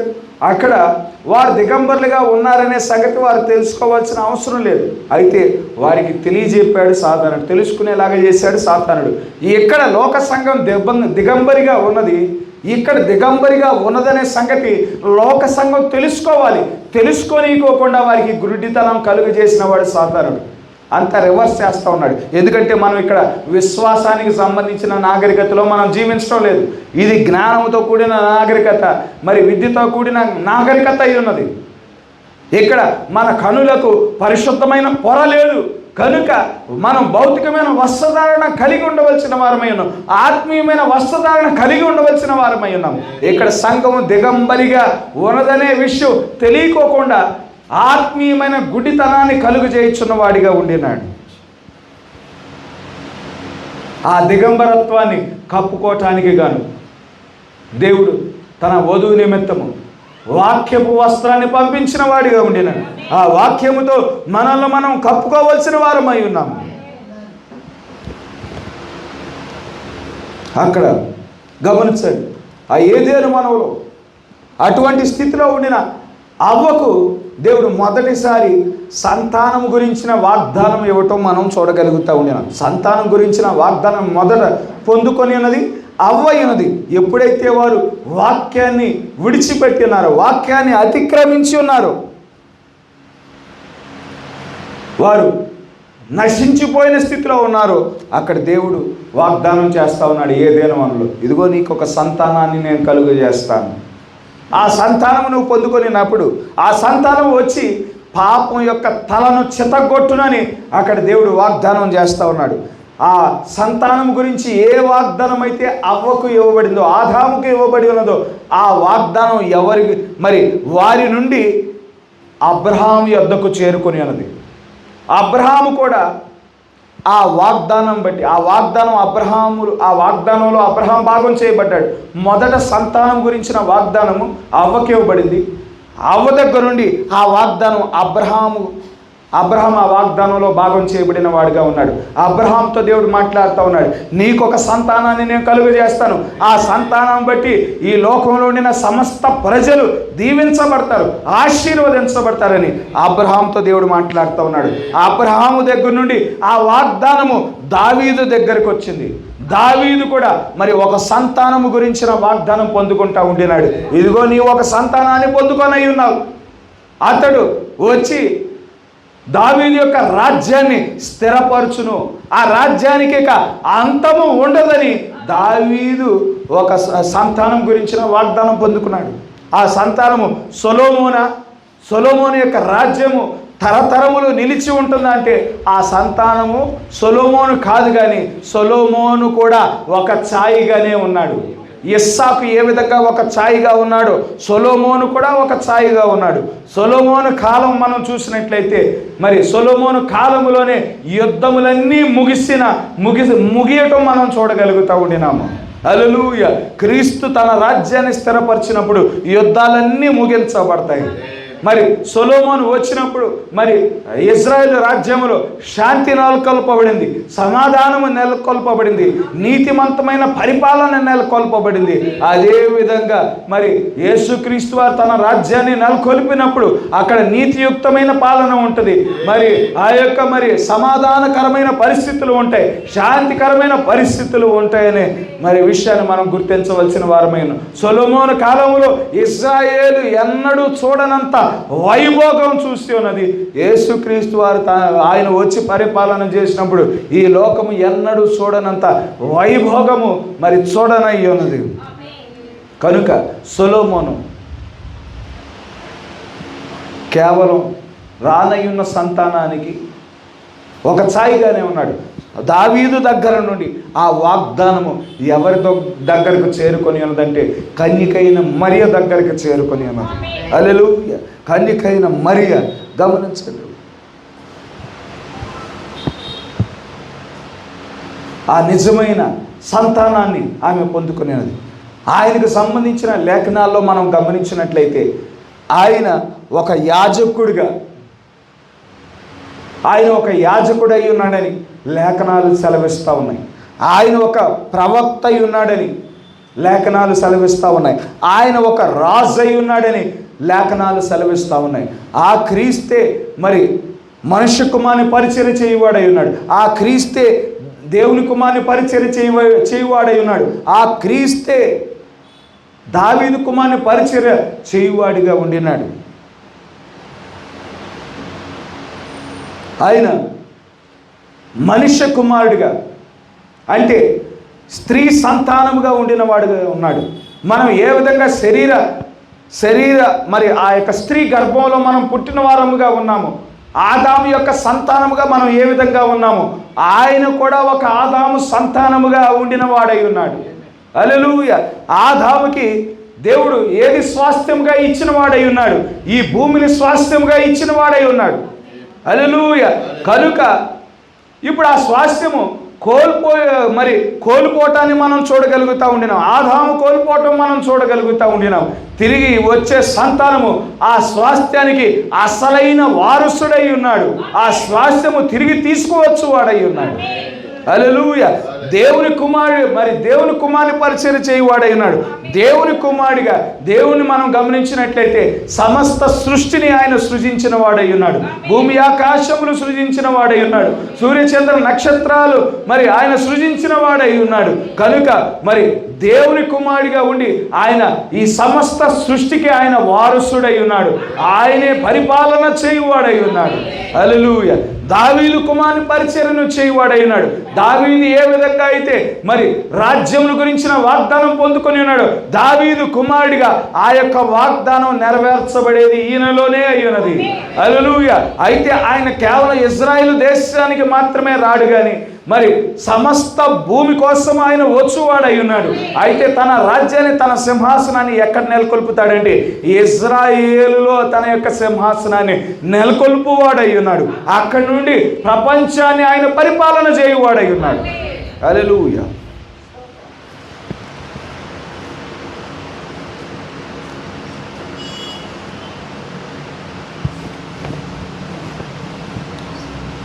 కనుక ఈ యొక్క అవ్వకి ఇవ్వబడిన వాగ్దానం కొంచెం కొంచెంగా దేవుడు ఆ వాగ్దానం గురించిన ప్రత్యక్షత ఇచ్చుతున్నవాడిగా ఉండినాడు. కొంచెంగా దాని గురించిన సంగతి, స్త్రీ సంతానం అంటే ఏంటో అవ్వకి అర్థమై ఉన్నాడు. నీకు ఒక సంతానాన్ని కలుగు చేస్తాను అని చెప్పుడు ఆ సంతానం ఏమై ఉన్నది, ఆ సంతానం గురించిన ప్రత్యక్షత అవ్వ కలిగి ఉండకపోవచ్చు. తర్వాత అబ్రహాం దగ్గరికి వచ్చేపాటికి అబ్రహాం కూడా ఇదిగో నేను ఒక సంతానాన్ని పొందుకుంటాను, దానివలన సమస్త భూలోకం ఆశీర్వదించబడుతుందా అని ఆయనకు కూడా కొంచెం పూర్తిగా ప్రత్యక్షత ఉండి ఉండొచ్చు, లేదంటే దేవుడు ఇంకా అనుగ్రహించి ఉండకపోవచ్చు. దావీదు వాగ్దానం పొందుకునేటప్పుడు కూడా అదేవిధంగా పూర్తి ప్రత్యక్షత, ఆ సంతానం గురించిన పూర్తి ప్రత్యక్షత పొందుకొని ఉండకపోవచ్చు. కానీ ఇప్పుడు ఆ సంతానం గురించిన పూర్తి ప్రత్యక్షత ఈ ముగింపు కాలంలో జీవించుతున్న మనకైతే తేటగా దేవుడు ఆయన చూపించుతున్నవాడిగా ఉండి ఉన్నాడు. అది తేటపేరు చేసి ఉన్నాడు. ఆ వాగ్దానం ఏ విధంగా ట్రావెల్ చేసింది, ఏ కుటుంబాలలో భాగమై ఉన్నది, అవన్నీ తేటగా మనం చూడగలుగుతున్న ప్రజలమై ఉన్నాం.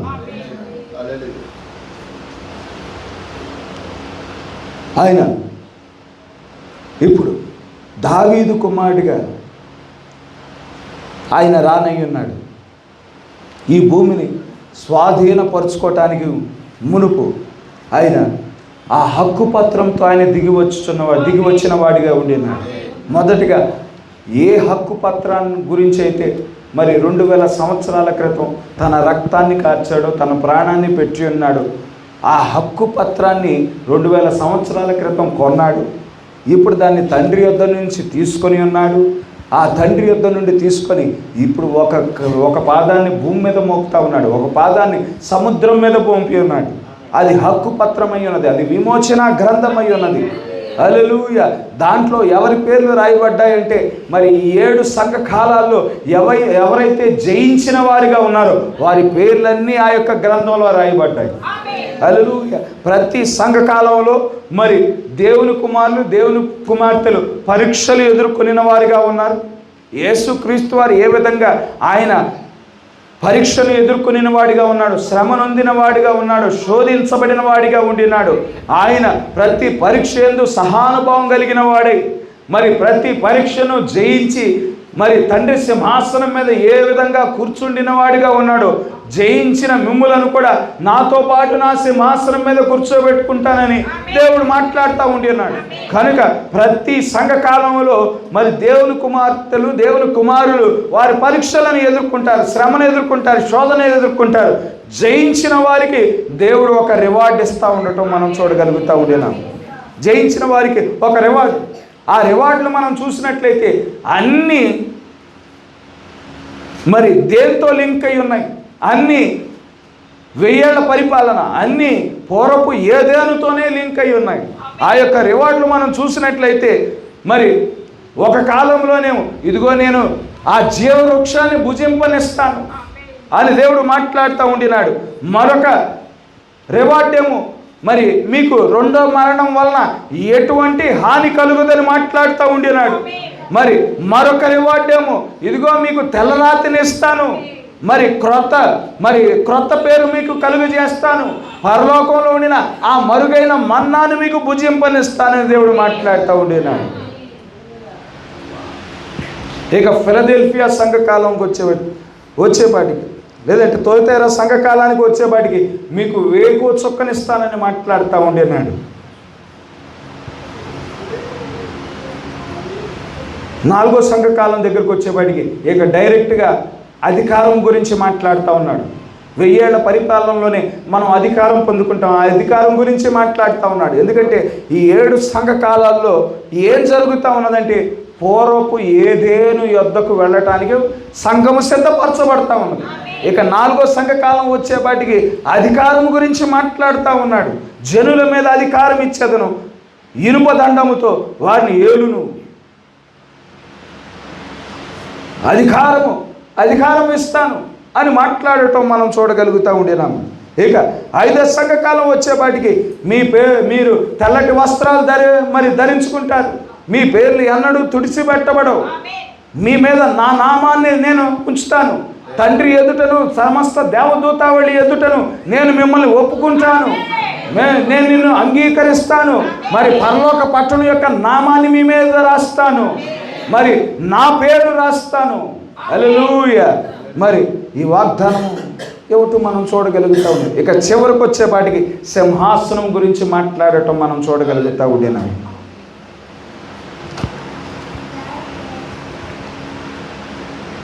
కనుక ఆ పూర్వపు ఏదేళ్ళు ఏ విధంగా అవ్వాధాములు వారు అధికారము కలిగిన వారుగా ఉన్నారు, దేవునితో మరి సహవాసం కలిగిన వారిగా ఉండినారు, నిత్య జీవం కలిగిన వారిగా ఉండినారు, ఏ మరణము, ఏ రోగము, ఏ వ్యాధి, ఏ వృద్ధాప్యం లేని వారిగా ఉండినట్లు ఇప్పుడు పునరుద్ధరించబడిన ఏదేళ్ళు క్రీస్తు మరియు ఆయన యొక్క వధువు అదే అధికారముతో, వధువు అదే సహవాసముతో, అదే నిత్య జీవంతో ఆమె ఉండనై ఉన్నదనే విషయాన్ని మనం గుర్తించవలసిన వారమై ఉన్నాము. ఇక ఈ 7వ సంఘకాలం యొక్క ముగింపులో దేవుడు ఏం చేస్తూ ఉన్నాడు? ఆ ఉత్తరవాదాన్ని ఇక్కడ ముగించి వచ్చుతున్నవాడిగా ఉండినాడు. ఉత్తరవాదాన్ని ఇక్కడ ముగించాడు, మధ్యవర్తిత్వాన్ని ఆయన ముగించేశాడు. ప్రతి సంఘకాలంలో దేవుడు ఒక వర్తమానికుడిని పంపించాడు. ఆ వర్తమానికుడు ఎవరి పేర్లైతే రాయబడ్డాయో ఆ సంఘకాలంలో వారందరితో ఆ వర్తమానికుడు మాట్లాడుతూ ఉండినాడు.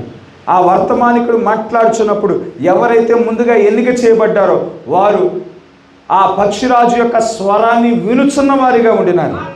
నా గొర్రెలు నా యొక్క స్వరము వినును అనే విధముగా వారు ఆ స్వరాన్ని వినేవారిగా ఉన్నారు. లోకాన్ని ప్రతి సంఘకాలంలో దేవుని యొక్క బిడ్డలు వారు విడిచిపెట్టుచున్న వారిగా ఉన్నారు. నిజమైన వాక్యం వైపు ఆకర్షించబడి ఆ వాక్యముగా మార్చబడుచున్న వారిగా ఉండినారు. హల్లెలూయా.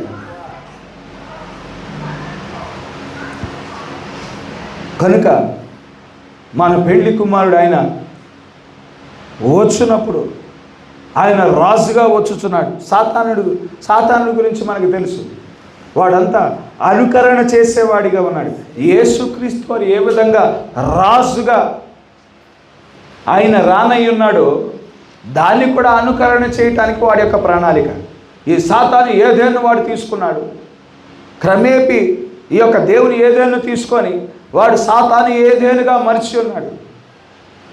వాడు ప్రస్తుతానికి వాడు పాతాళానికి ఒక రాజుగా ఉన్నాడు. అందులో ఉండిన దురాత్మల సమూహాలకు, చీకటి శక్తులకు వాడు రాజుగా ఉండినాడు. ఆ దురాత్మల సమూహాలన్నీ, ఆ చీకటి శక్తులన్నీ ఇప్పుడు మరి పాతాళాన్ని విడిచిపెట్టి ఈ భూమి మీదకు వచ్చాయి. ఇక్కడ వాడు రాజుగా అవతరించనై ఉన్నాడు. ఏ స్థానంలో అయితే దేవుడు ఆరాధించబడ్డాడో ఈ ముగింపు కాలంలో ఆ స్థానంలో సాతానుడు కూర్చోండనై ఉన్నాడు. వాడు దేవుని వలె ఆరాధించబడనై ఉన్నాడు. దానికి రంగము సిద్ధం అవుతా ఉండటం మనం చూస్తూ ఉన్నాము. అందుకే మనం గమనించినట్లయితే WCC మరింత రోజు రోజుకి బలపరచబడతా ఉన్నది. పోపు ఏం చేస్తూ ఉన్నాడు? ప్రపంచ దేశాలకు వెళ్తూ ఉన్నాడు. అందరినీ, క్రైస్తవులను ఐక్యపరుస్తూ ఉన్నాడు, యూదులను ఐక్యపరుస్తూ ఉన్నాడు, మహమ్మదీయులను ఐక్యపరుస్తూ ఉన్నాడు. ముగ్గురిని ఒకే వేదిక మీద యెరూషలేములో కూర్చుండబెట్టిన వాడిగా ఉన్నాడు పోపు ప్రస్తుతానికి. మనమంతా మళ్ళా 2033 సంవత్సరంలో మనం కలుసుకుందాము అని చెప్తా ఉన్నాడు పోపు. ఐక్యత కలిగి ఉండాలని చెప్తా ఉన్నాడు పోపు. ఏం చేస్తూ ఉన్నాడు? వాడు WCCని బిల్డ్ చేసుకుంటా ఉన్నాడు, దాన్ని బలపరుచుకుంటా ఉండినాడు. ఇక్కడ 2 గుంపులు ఉన్నాయి. ఒక గుంపేమో జీవాన్ని వెంబడించుచున్న గుంపుగా ఉన్నది, ఇంకో గుంపేమో మరణాన్ని వెంబడించుచున్న గుంపుగా ఉన్నది. మనం ఏ గుంపులో ఉన్నామో ఒక్కసారి వివేచించుకోవాల్సిన వారమై ఉన్నాం. జీవాన్ని వెంబడించుచున్నామా, మరణాన్ని వెంబడించుచున్నామా, ఒక్కసారి మనం మరి ఇక్కడ జ్ఞాపకం చేసుకోవాల్సిన వారమై ఉన్నాం. కనుక ఈనాడు మరి దేవుడు తన బిడ్డలను ఆయన జ్ఞాపకం చేసుకొని ఈ 7 ముద్దల ప్రత్యక్షతను మనకు అనుగ్రహించిన వాడిగా ఉన్నాడు. తన యొక్క ప్రణాళికను తేటపరిచిన వాడిగా ఉండినాడు. తేటపరిచి ఇక నా కుమారులు నా కుమార్తెలు ఏమాత్రం మోసగించబడే అవకాశమే లేదు. ఎందుకంటే దేవుని యొక్క ప్రణాళిక మొత్తం సంపూర్ణంగా ఆ 7 ముద్దల మరి వర్తమానం ద్వారా బయలుపరచబడి ఉన్నది. సాతానుడు ఏ విధంగా మోసగించడానికి ప్రయత్నం చేయుచున్నాడో వారికి తేటపరచబడి ఉంటుండగా ఏ మాత్రము మరి దేవుడు తన బిడ్డలను మోసగించబడటానికి అవకాశం ఇవ్వని వాడిగా ఉండినాడు. కనుక ఆయన తండ్రి సింహాసనాన్ని విడిచిపెట్టిన వాడిగా ఉన్నాడు. ఆయన తెరవబడిన పుస్తకాన్ని తీసుకువచ్చి ఒక పాదాన్ని భూమి మీద మోపాడు, ఒక పాదాన్ని సముద్రం మీద మోపాడు. మరి ఆ సముద్రం మీద మోపే ఆ సమయంలోనే ఇక్కడ 7వ దూత భూమి మీద భూ సంబంధమైన దూత ఉండటం, పరలోక దూత దిగి వచ్చి చుట్టూనుండగా ఈ భూ సంబంధమైన దూత ఈ కాలపు వర్తమానికుడు భూమి మీద ఉండటం, ఆయన ద్వారా ఈ యొక్క మర్మయుక్తమైన కార్యాలు సంఘానికి బయలుపరచబడటం మనం చూడగలుగుతూ ఉండేనాం. ఆయన ముద్రలు విప్పుచుంటుండగా ఆర్భాటం బయలు వెళ్తూ ఉండి అన్నది. హల్లెలూయా. ఆయన మరి లోకానికి మరుగుగా ఉండి మనకైతే ఆయన మరి లోకానికి మరుగుగా ఆయన వచ్చిన వాడిగా ఉన్నాడు. లోకానికి తెలియదు ఆయన మేఘాన్ని ధరించుకొని వచ్చిన వాడు బలిష్ఠుడైన దూతని, మన దేవుడని లోకానికి బయలుపరచబడాల. మనకి బయలుపరచబడింది. ఎందుకంటే ఆయన దొంగ వలె వచ్చుచున్నాడని రాయబడిన వాక్యం అక్కడ నెరవేర్చబడి ఉన్నది. ఆయన రహస్యంగా వచ్చాడు. తన వధువును సిద్ధపరచడానికి వచ్చిన వాడిగా ఉండినాడు. ఆయన వచ్చినప్పుడు ఒక ప్రక్కనేమో తన బిడ్డలకు ఆయన జీవం నింపుచున్నవాడిగా ఉండినాడు, మరొక ప్రక్కనేమో మరి ఆ యొక్క ఆత్మీయమైన మరణము సంఘాలు పొందుకొనుచున్న వారిగా ఉన్నారు. మరి ఈ లోక సంఘాలు ఆత్మీయమైన మరణాన్ని పొందుకొనుచున్న వారిగా ఉన్నారు. తన బిడ్డలేమో ఆ సంఘాల నుండి బయటికి నడిపించి వారిలో జీవాన్ని నింపుతూ ఉన్నాడు. అయితే ఆ సంస్థలలోనే ఉండిన వారి, ఆ శాఖల్లోనే ఉండిన వారు ఆత్మీయమైన మరణాన్ని పొందుకుంటూ ఉన్నారు. ఆత్మీయమైన సంగతులు, భౌతికమైన సంగతులు సమాంతరంగా వెళ్తూ ఉన్నాయండి. మనం ఏ విధంగా పైకి ఎగిరిపోవటానికి మనం సిద్ధపడతా ఉన్నామో, ఈనాడు కొత్త ఆవిష్కరణలు ఏంటంటే ఒక చిన్న సూట్ లాంటిది ధరించుకొని, అంటే ఒక చిన్న బ్యాగ్ లాంటిది ధరించుకొని పైకి ఎగరగలిగే మిషన్స్ ఈనాడు శాస్త్రవేత్తలు కనుగొన్నారు, పరిశోధనలో ఉన్నాయి. చిన్న సూట్ లాంటిది, దాన్ని ఇక్కడి నుంచి ఫోర్స్ వస్తుంది, పైకి ఎగిరే సూట్ అన్నమాట. ఇక ఏరోప్లేన్లు అవసరం లేదు, రాకెట్లు అవసరం లేదు. ఒక చిన్న బ్యాగ్ లాంటిది ధరించుకొని కాళ్ళకి చేతులకి మరి అవి ఉంటాయి. మరి దాంట్లో నుండి ఆ యొక్క ఇంధనపు శక్తి వచ్చినప్పుడు రాకెట్ ఏ విధంగా పైకి లేస్తుందో మానవుడు కూడా పైకి లేగిసే మరి ఎగరగలిగే ఆ యొక్క పరికరాలు కనుగొంటూ ఉండినారు. ఆత్మీకంగానేమో మనం రూపాంతరపరచబడి పరలోకానికి ఆరోహణం అవటానికి మనం సిద్ధపడుచుంటుండగా ఇక్కడ శాస్త్రవేత్తలు భౌతికంగా ఎగరటానికి ప్రయత్నం చేస్తూ ఉన్నారు. సంస్థలేమో ఆత్మీయమైన మరణం పొందుకొంచుంటుండగా భౌతికమైన మరణం పొందుకోవటానికి శాస్త్రవేత్తలు వాళ్ళు ఏం చేస్తూ ఉన్నారు, రోజు రోజుకి అత్యంత ప్రమాదకరమైన ఆయుధాలు తయారు చేయటం మనం చూడగలుగుతూ ఉండినాం. మొన్న వెనిజువేలా నుండి వారి యొక్క అధ్యక్షుడు అపహరించబడి అమెరికా దేశానికి తీసుకువెళ్ళబడ్డాడు. అకస్మాత్తుగా అమెరికా దేశం ఏం చేసింది, అమెరికా దేశము ఆ వెనిజువేలా ప్రెసిడెంట్ని కిడ్నాప్ చేసేసి, ఒక దేశం యొక్క ప్రెసిడెంట్ని కిడ్నాప్ చేసి వారి దేశానికి తీసుకువెళ్ళిపోయారు. ఎందుకు తీసుకెళ్లారంటే వెనిజువేలాలో మరి ప్రపంచంలోనే అత్యధికమైన ఆయిల్ రిజర్వ్స్ ఉన్నాయి, ఆయిల్ ఉంది వాళ్ళ దగ్గర. ఆ ఆయిల్ ఎవరు కొంటా ఉన్నారు అంటే వెనిజువేలా దగ్గర నుండి చైనా దేశం కొంటా ఉంది.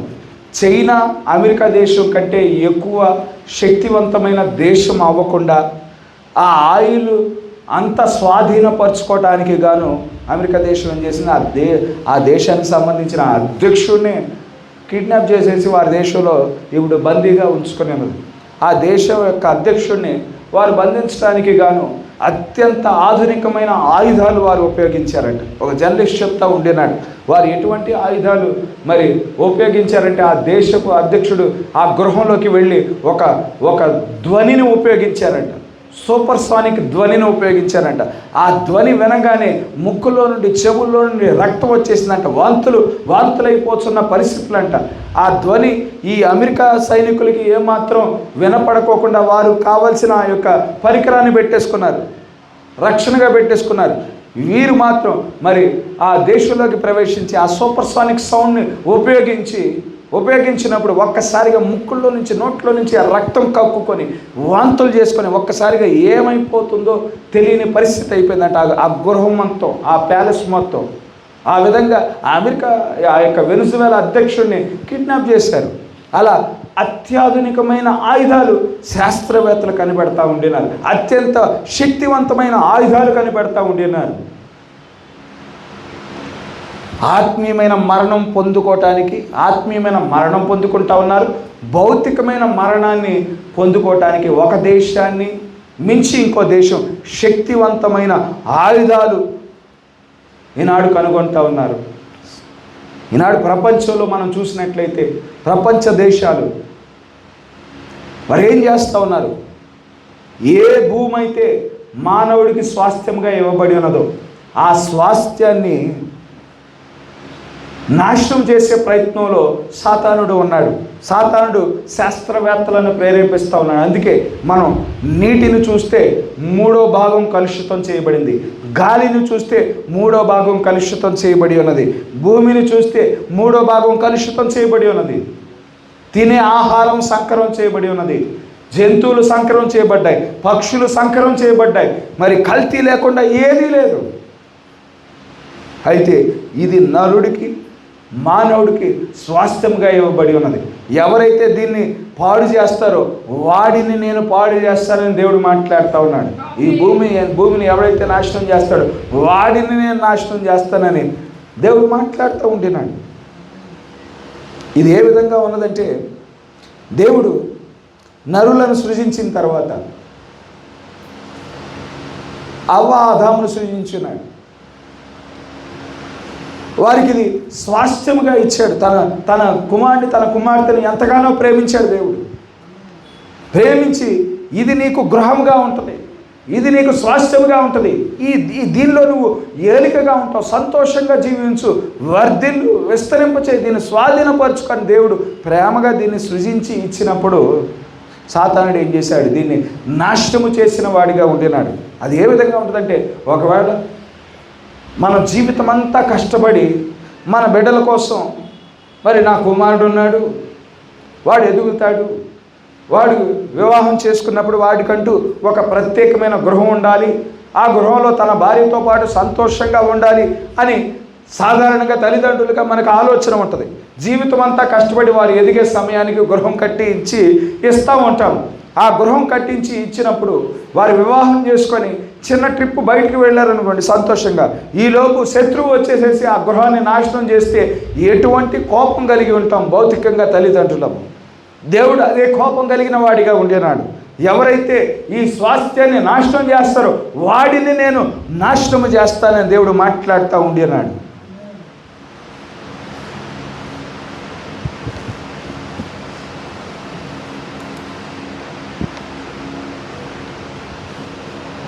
కనుక మొదటి నుండి సంఘకాలం యొక్క మొదటి నుండి నిజ ద్రాక్షవల్లి అబద్ధ ద్రాక్షవల్లి కలిసి పెరగటం మనం చూడగలుగుతూ ఉండినాము. అయితే ఈ ముగింపు కాలంలో ఆఖరి సంఘకాలం, ఈ సంఘకాలం కుదించబడి ఉన్నదని ప్రవక్త మాట్లాడుతూ ఉండినాడు. ఇది సుదీర్ఘమైన సంఘకాలం కాదు, కానీ దీని కార్యములన్నీ కుదించబడ్డాయని ప్రవక్త మాట్లాడుతూ ఉండినాడు. ఇక ఆ దావీదు కుమారుని పరిచర్య ప్రారంభం కానయ్యున్నది అని దేవుడు మాట్లాడుతూ ఉన్నాడు. దేవుడు మనుష్య కుమారుడిగా తను తాను ఈ ముగింపు కాలంలో ఎందుకు కనుపరుచుకున్నాడు? మనుష్య కుమారుడిగా శరీరధారిగా వచ్చాడు 2000 సంవత్సరాల క్రితము. ఆయన పరిచర్యను జరిగించి ఉన్నాడు.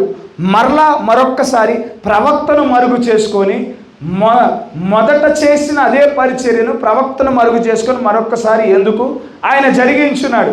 ఎందుకు ఆ 3 ఈడ్పుల పరిచర్యను ఎందుకు జరిగించి ఉన్నాడు అంటే ఇక్కడ చెప్తా ఉన్నాడు. యేసుక్రీస్తు యొక్క మరణము ద్వారా మనుష్య కుమారుని పరిచర్య ముగించబడిందని తెలుస్తుంది. తర్వాత పరిశుద్ధాత్మ పెంతెకొస్తు దినమున దిగి వచ్చుట ద్వారా దేవుని కుమారుని పరిచర్య ప్రారంభమైంది. ఈ దేవుని కుమారుని పరిచర్య ముగించబడుతుంది అని చెప్పటానికి మరొకసారి మనుష్య కుమారుడి పరిచర్య జరిగించడం మనం చూడగలుగుతూ ఉంటున్నాం. దేవుని కుమారుని పరిచర్య ముగించబడుతుంది. ఇప్పుడు రానయ్యున్నది దావీదు కుమారుని పరిచర్య అని చెప్పటానికి, తన బిడ్డలకు, తన సంఘానికి చెప్పటానికి గాను మనుష్య కుమారుని పరిచర్యను మరొకసారి జరిగించిన వాడిగా ఉండినాడు. ఆయన దావీదు కుమారుని పరిచర్య చేయటానికి వచ్చినప్పుడు మొదటి మాదిరిగా ఆయన కృపగలిగిన నేత్రాలతో ఆయన వచ్చువాడు కాదు. ఇప్పుడు దావీదు కుమారునిగా వచ్చినప్పుడు ఆయన అగ్ని నేత్రాలతో వచ్చుచున్నవాడై ఉన్నాడు. హల్లెలూయా. ఇంతకుముందు మనుష్య కుమారుడిగా వచ్చినప్పుడు ఆయన మరి ధూళితో నిండిన పాదాలు కలిగిన వాడిగా ఉండినాడు. కానీ దావీదు కుమారుడిగా వచ్చుచున్నప్పుడు ఆయన ఇత్తడి పాదములు కలిగిన వాడిగా ఉండినాడు. అంటే తీర్పు తీర్చువాడై ఉన్నాడు. ఆయన యొక్క కృప కనుపరిచే కాలము కాదు ఇది. రానయ్యున్న కాలము తీర్పు తీర్చే కాలము. కృప ఇక ముగించబడుతుంది, కృప తీసివేయబడుతుంది. వధువు ఈ భూమి మీద నుంచి తీసివేయబడినప్పుడు మరి కృప కూడా తీసివేయబడుతుంది, పరిశుద్ధాత్మ కూడా తీసివేయబడుతుంది. ఆయన దావీదు కుమారుడిగా వచ్చినప్పుడు ఆయన సింహాసనం మీద కూర్చొని వాడై ఉన్నాడు. అగ్ని నేత్రములు కలిగిన వాడిగా ఉన్నాడు. ఆయన చేతిలో ఖడ్గము కలిగిన వాడై ఉన్నాడు. మరి ఆ పాదములు ఎత్తడి పాదములు కలిగిన వాడిగా ఉండినాడు. తీర్పు తీర్చువాడిగా ఉండినాడు. హల్లెలూయా. ఆ పరిచర్య ప్రారంభం కానయ్యున్నది అని చెప్పటానికే మనుష్య కుమారుని పరిచర్య మరొక్కసారి ముగింపు కాలంలో జరిగించబడటం మనం చూడగలుగుతూ ఉండినాం. ఆ మనుష్య కుమారుని పరిచర్యలో మనల్ని సిద్ధపరిచే వర్తమానం మనకు అనుగ్రహించబడి ఉన్నది. ఆ మనుష్య కుమారుని పరిచర్యలో రానయ్యున్న సంగతుల గురించిన ప్రత్యక్షత మనకివ్వబడటం మనం చూడగలుగుతూ ఉండినాము. మరి ఆ దావీదు కుమారుని పరిచర్య ప్రారంభం కావటానికి మునిపే మనల్ని దేవుడు సిద్ధపరచునుగాక. మనల్ని మరి మన దేహాలను రూపాంతరపరచడానికి కావలసిన శక్తిని, కావలసిన విశ్వాసాన్ని మనలో నింపునుగాక. దేవుడిచ్చిన మాటలను దీవించునుగాక. ఆమేన్. మరొకసారి మనమంతా లేచి నిలబడతాం. హల్లెలూయా, హల్లెలూయా, హల్లెలూయా, హల్లెలూయా, హల్లెలూయా.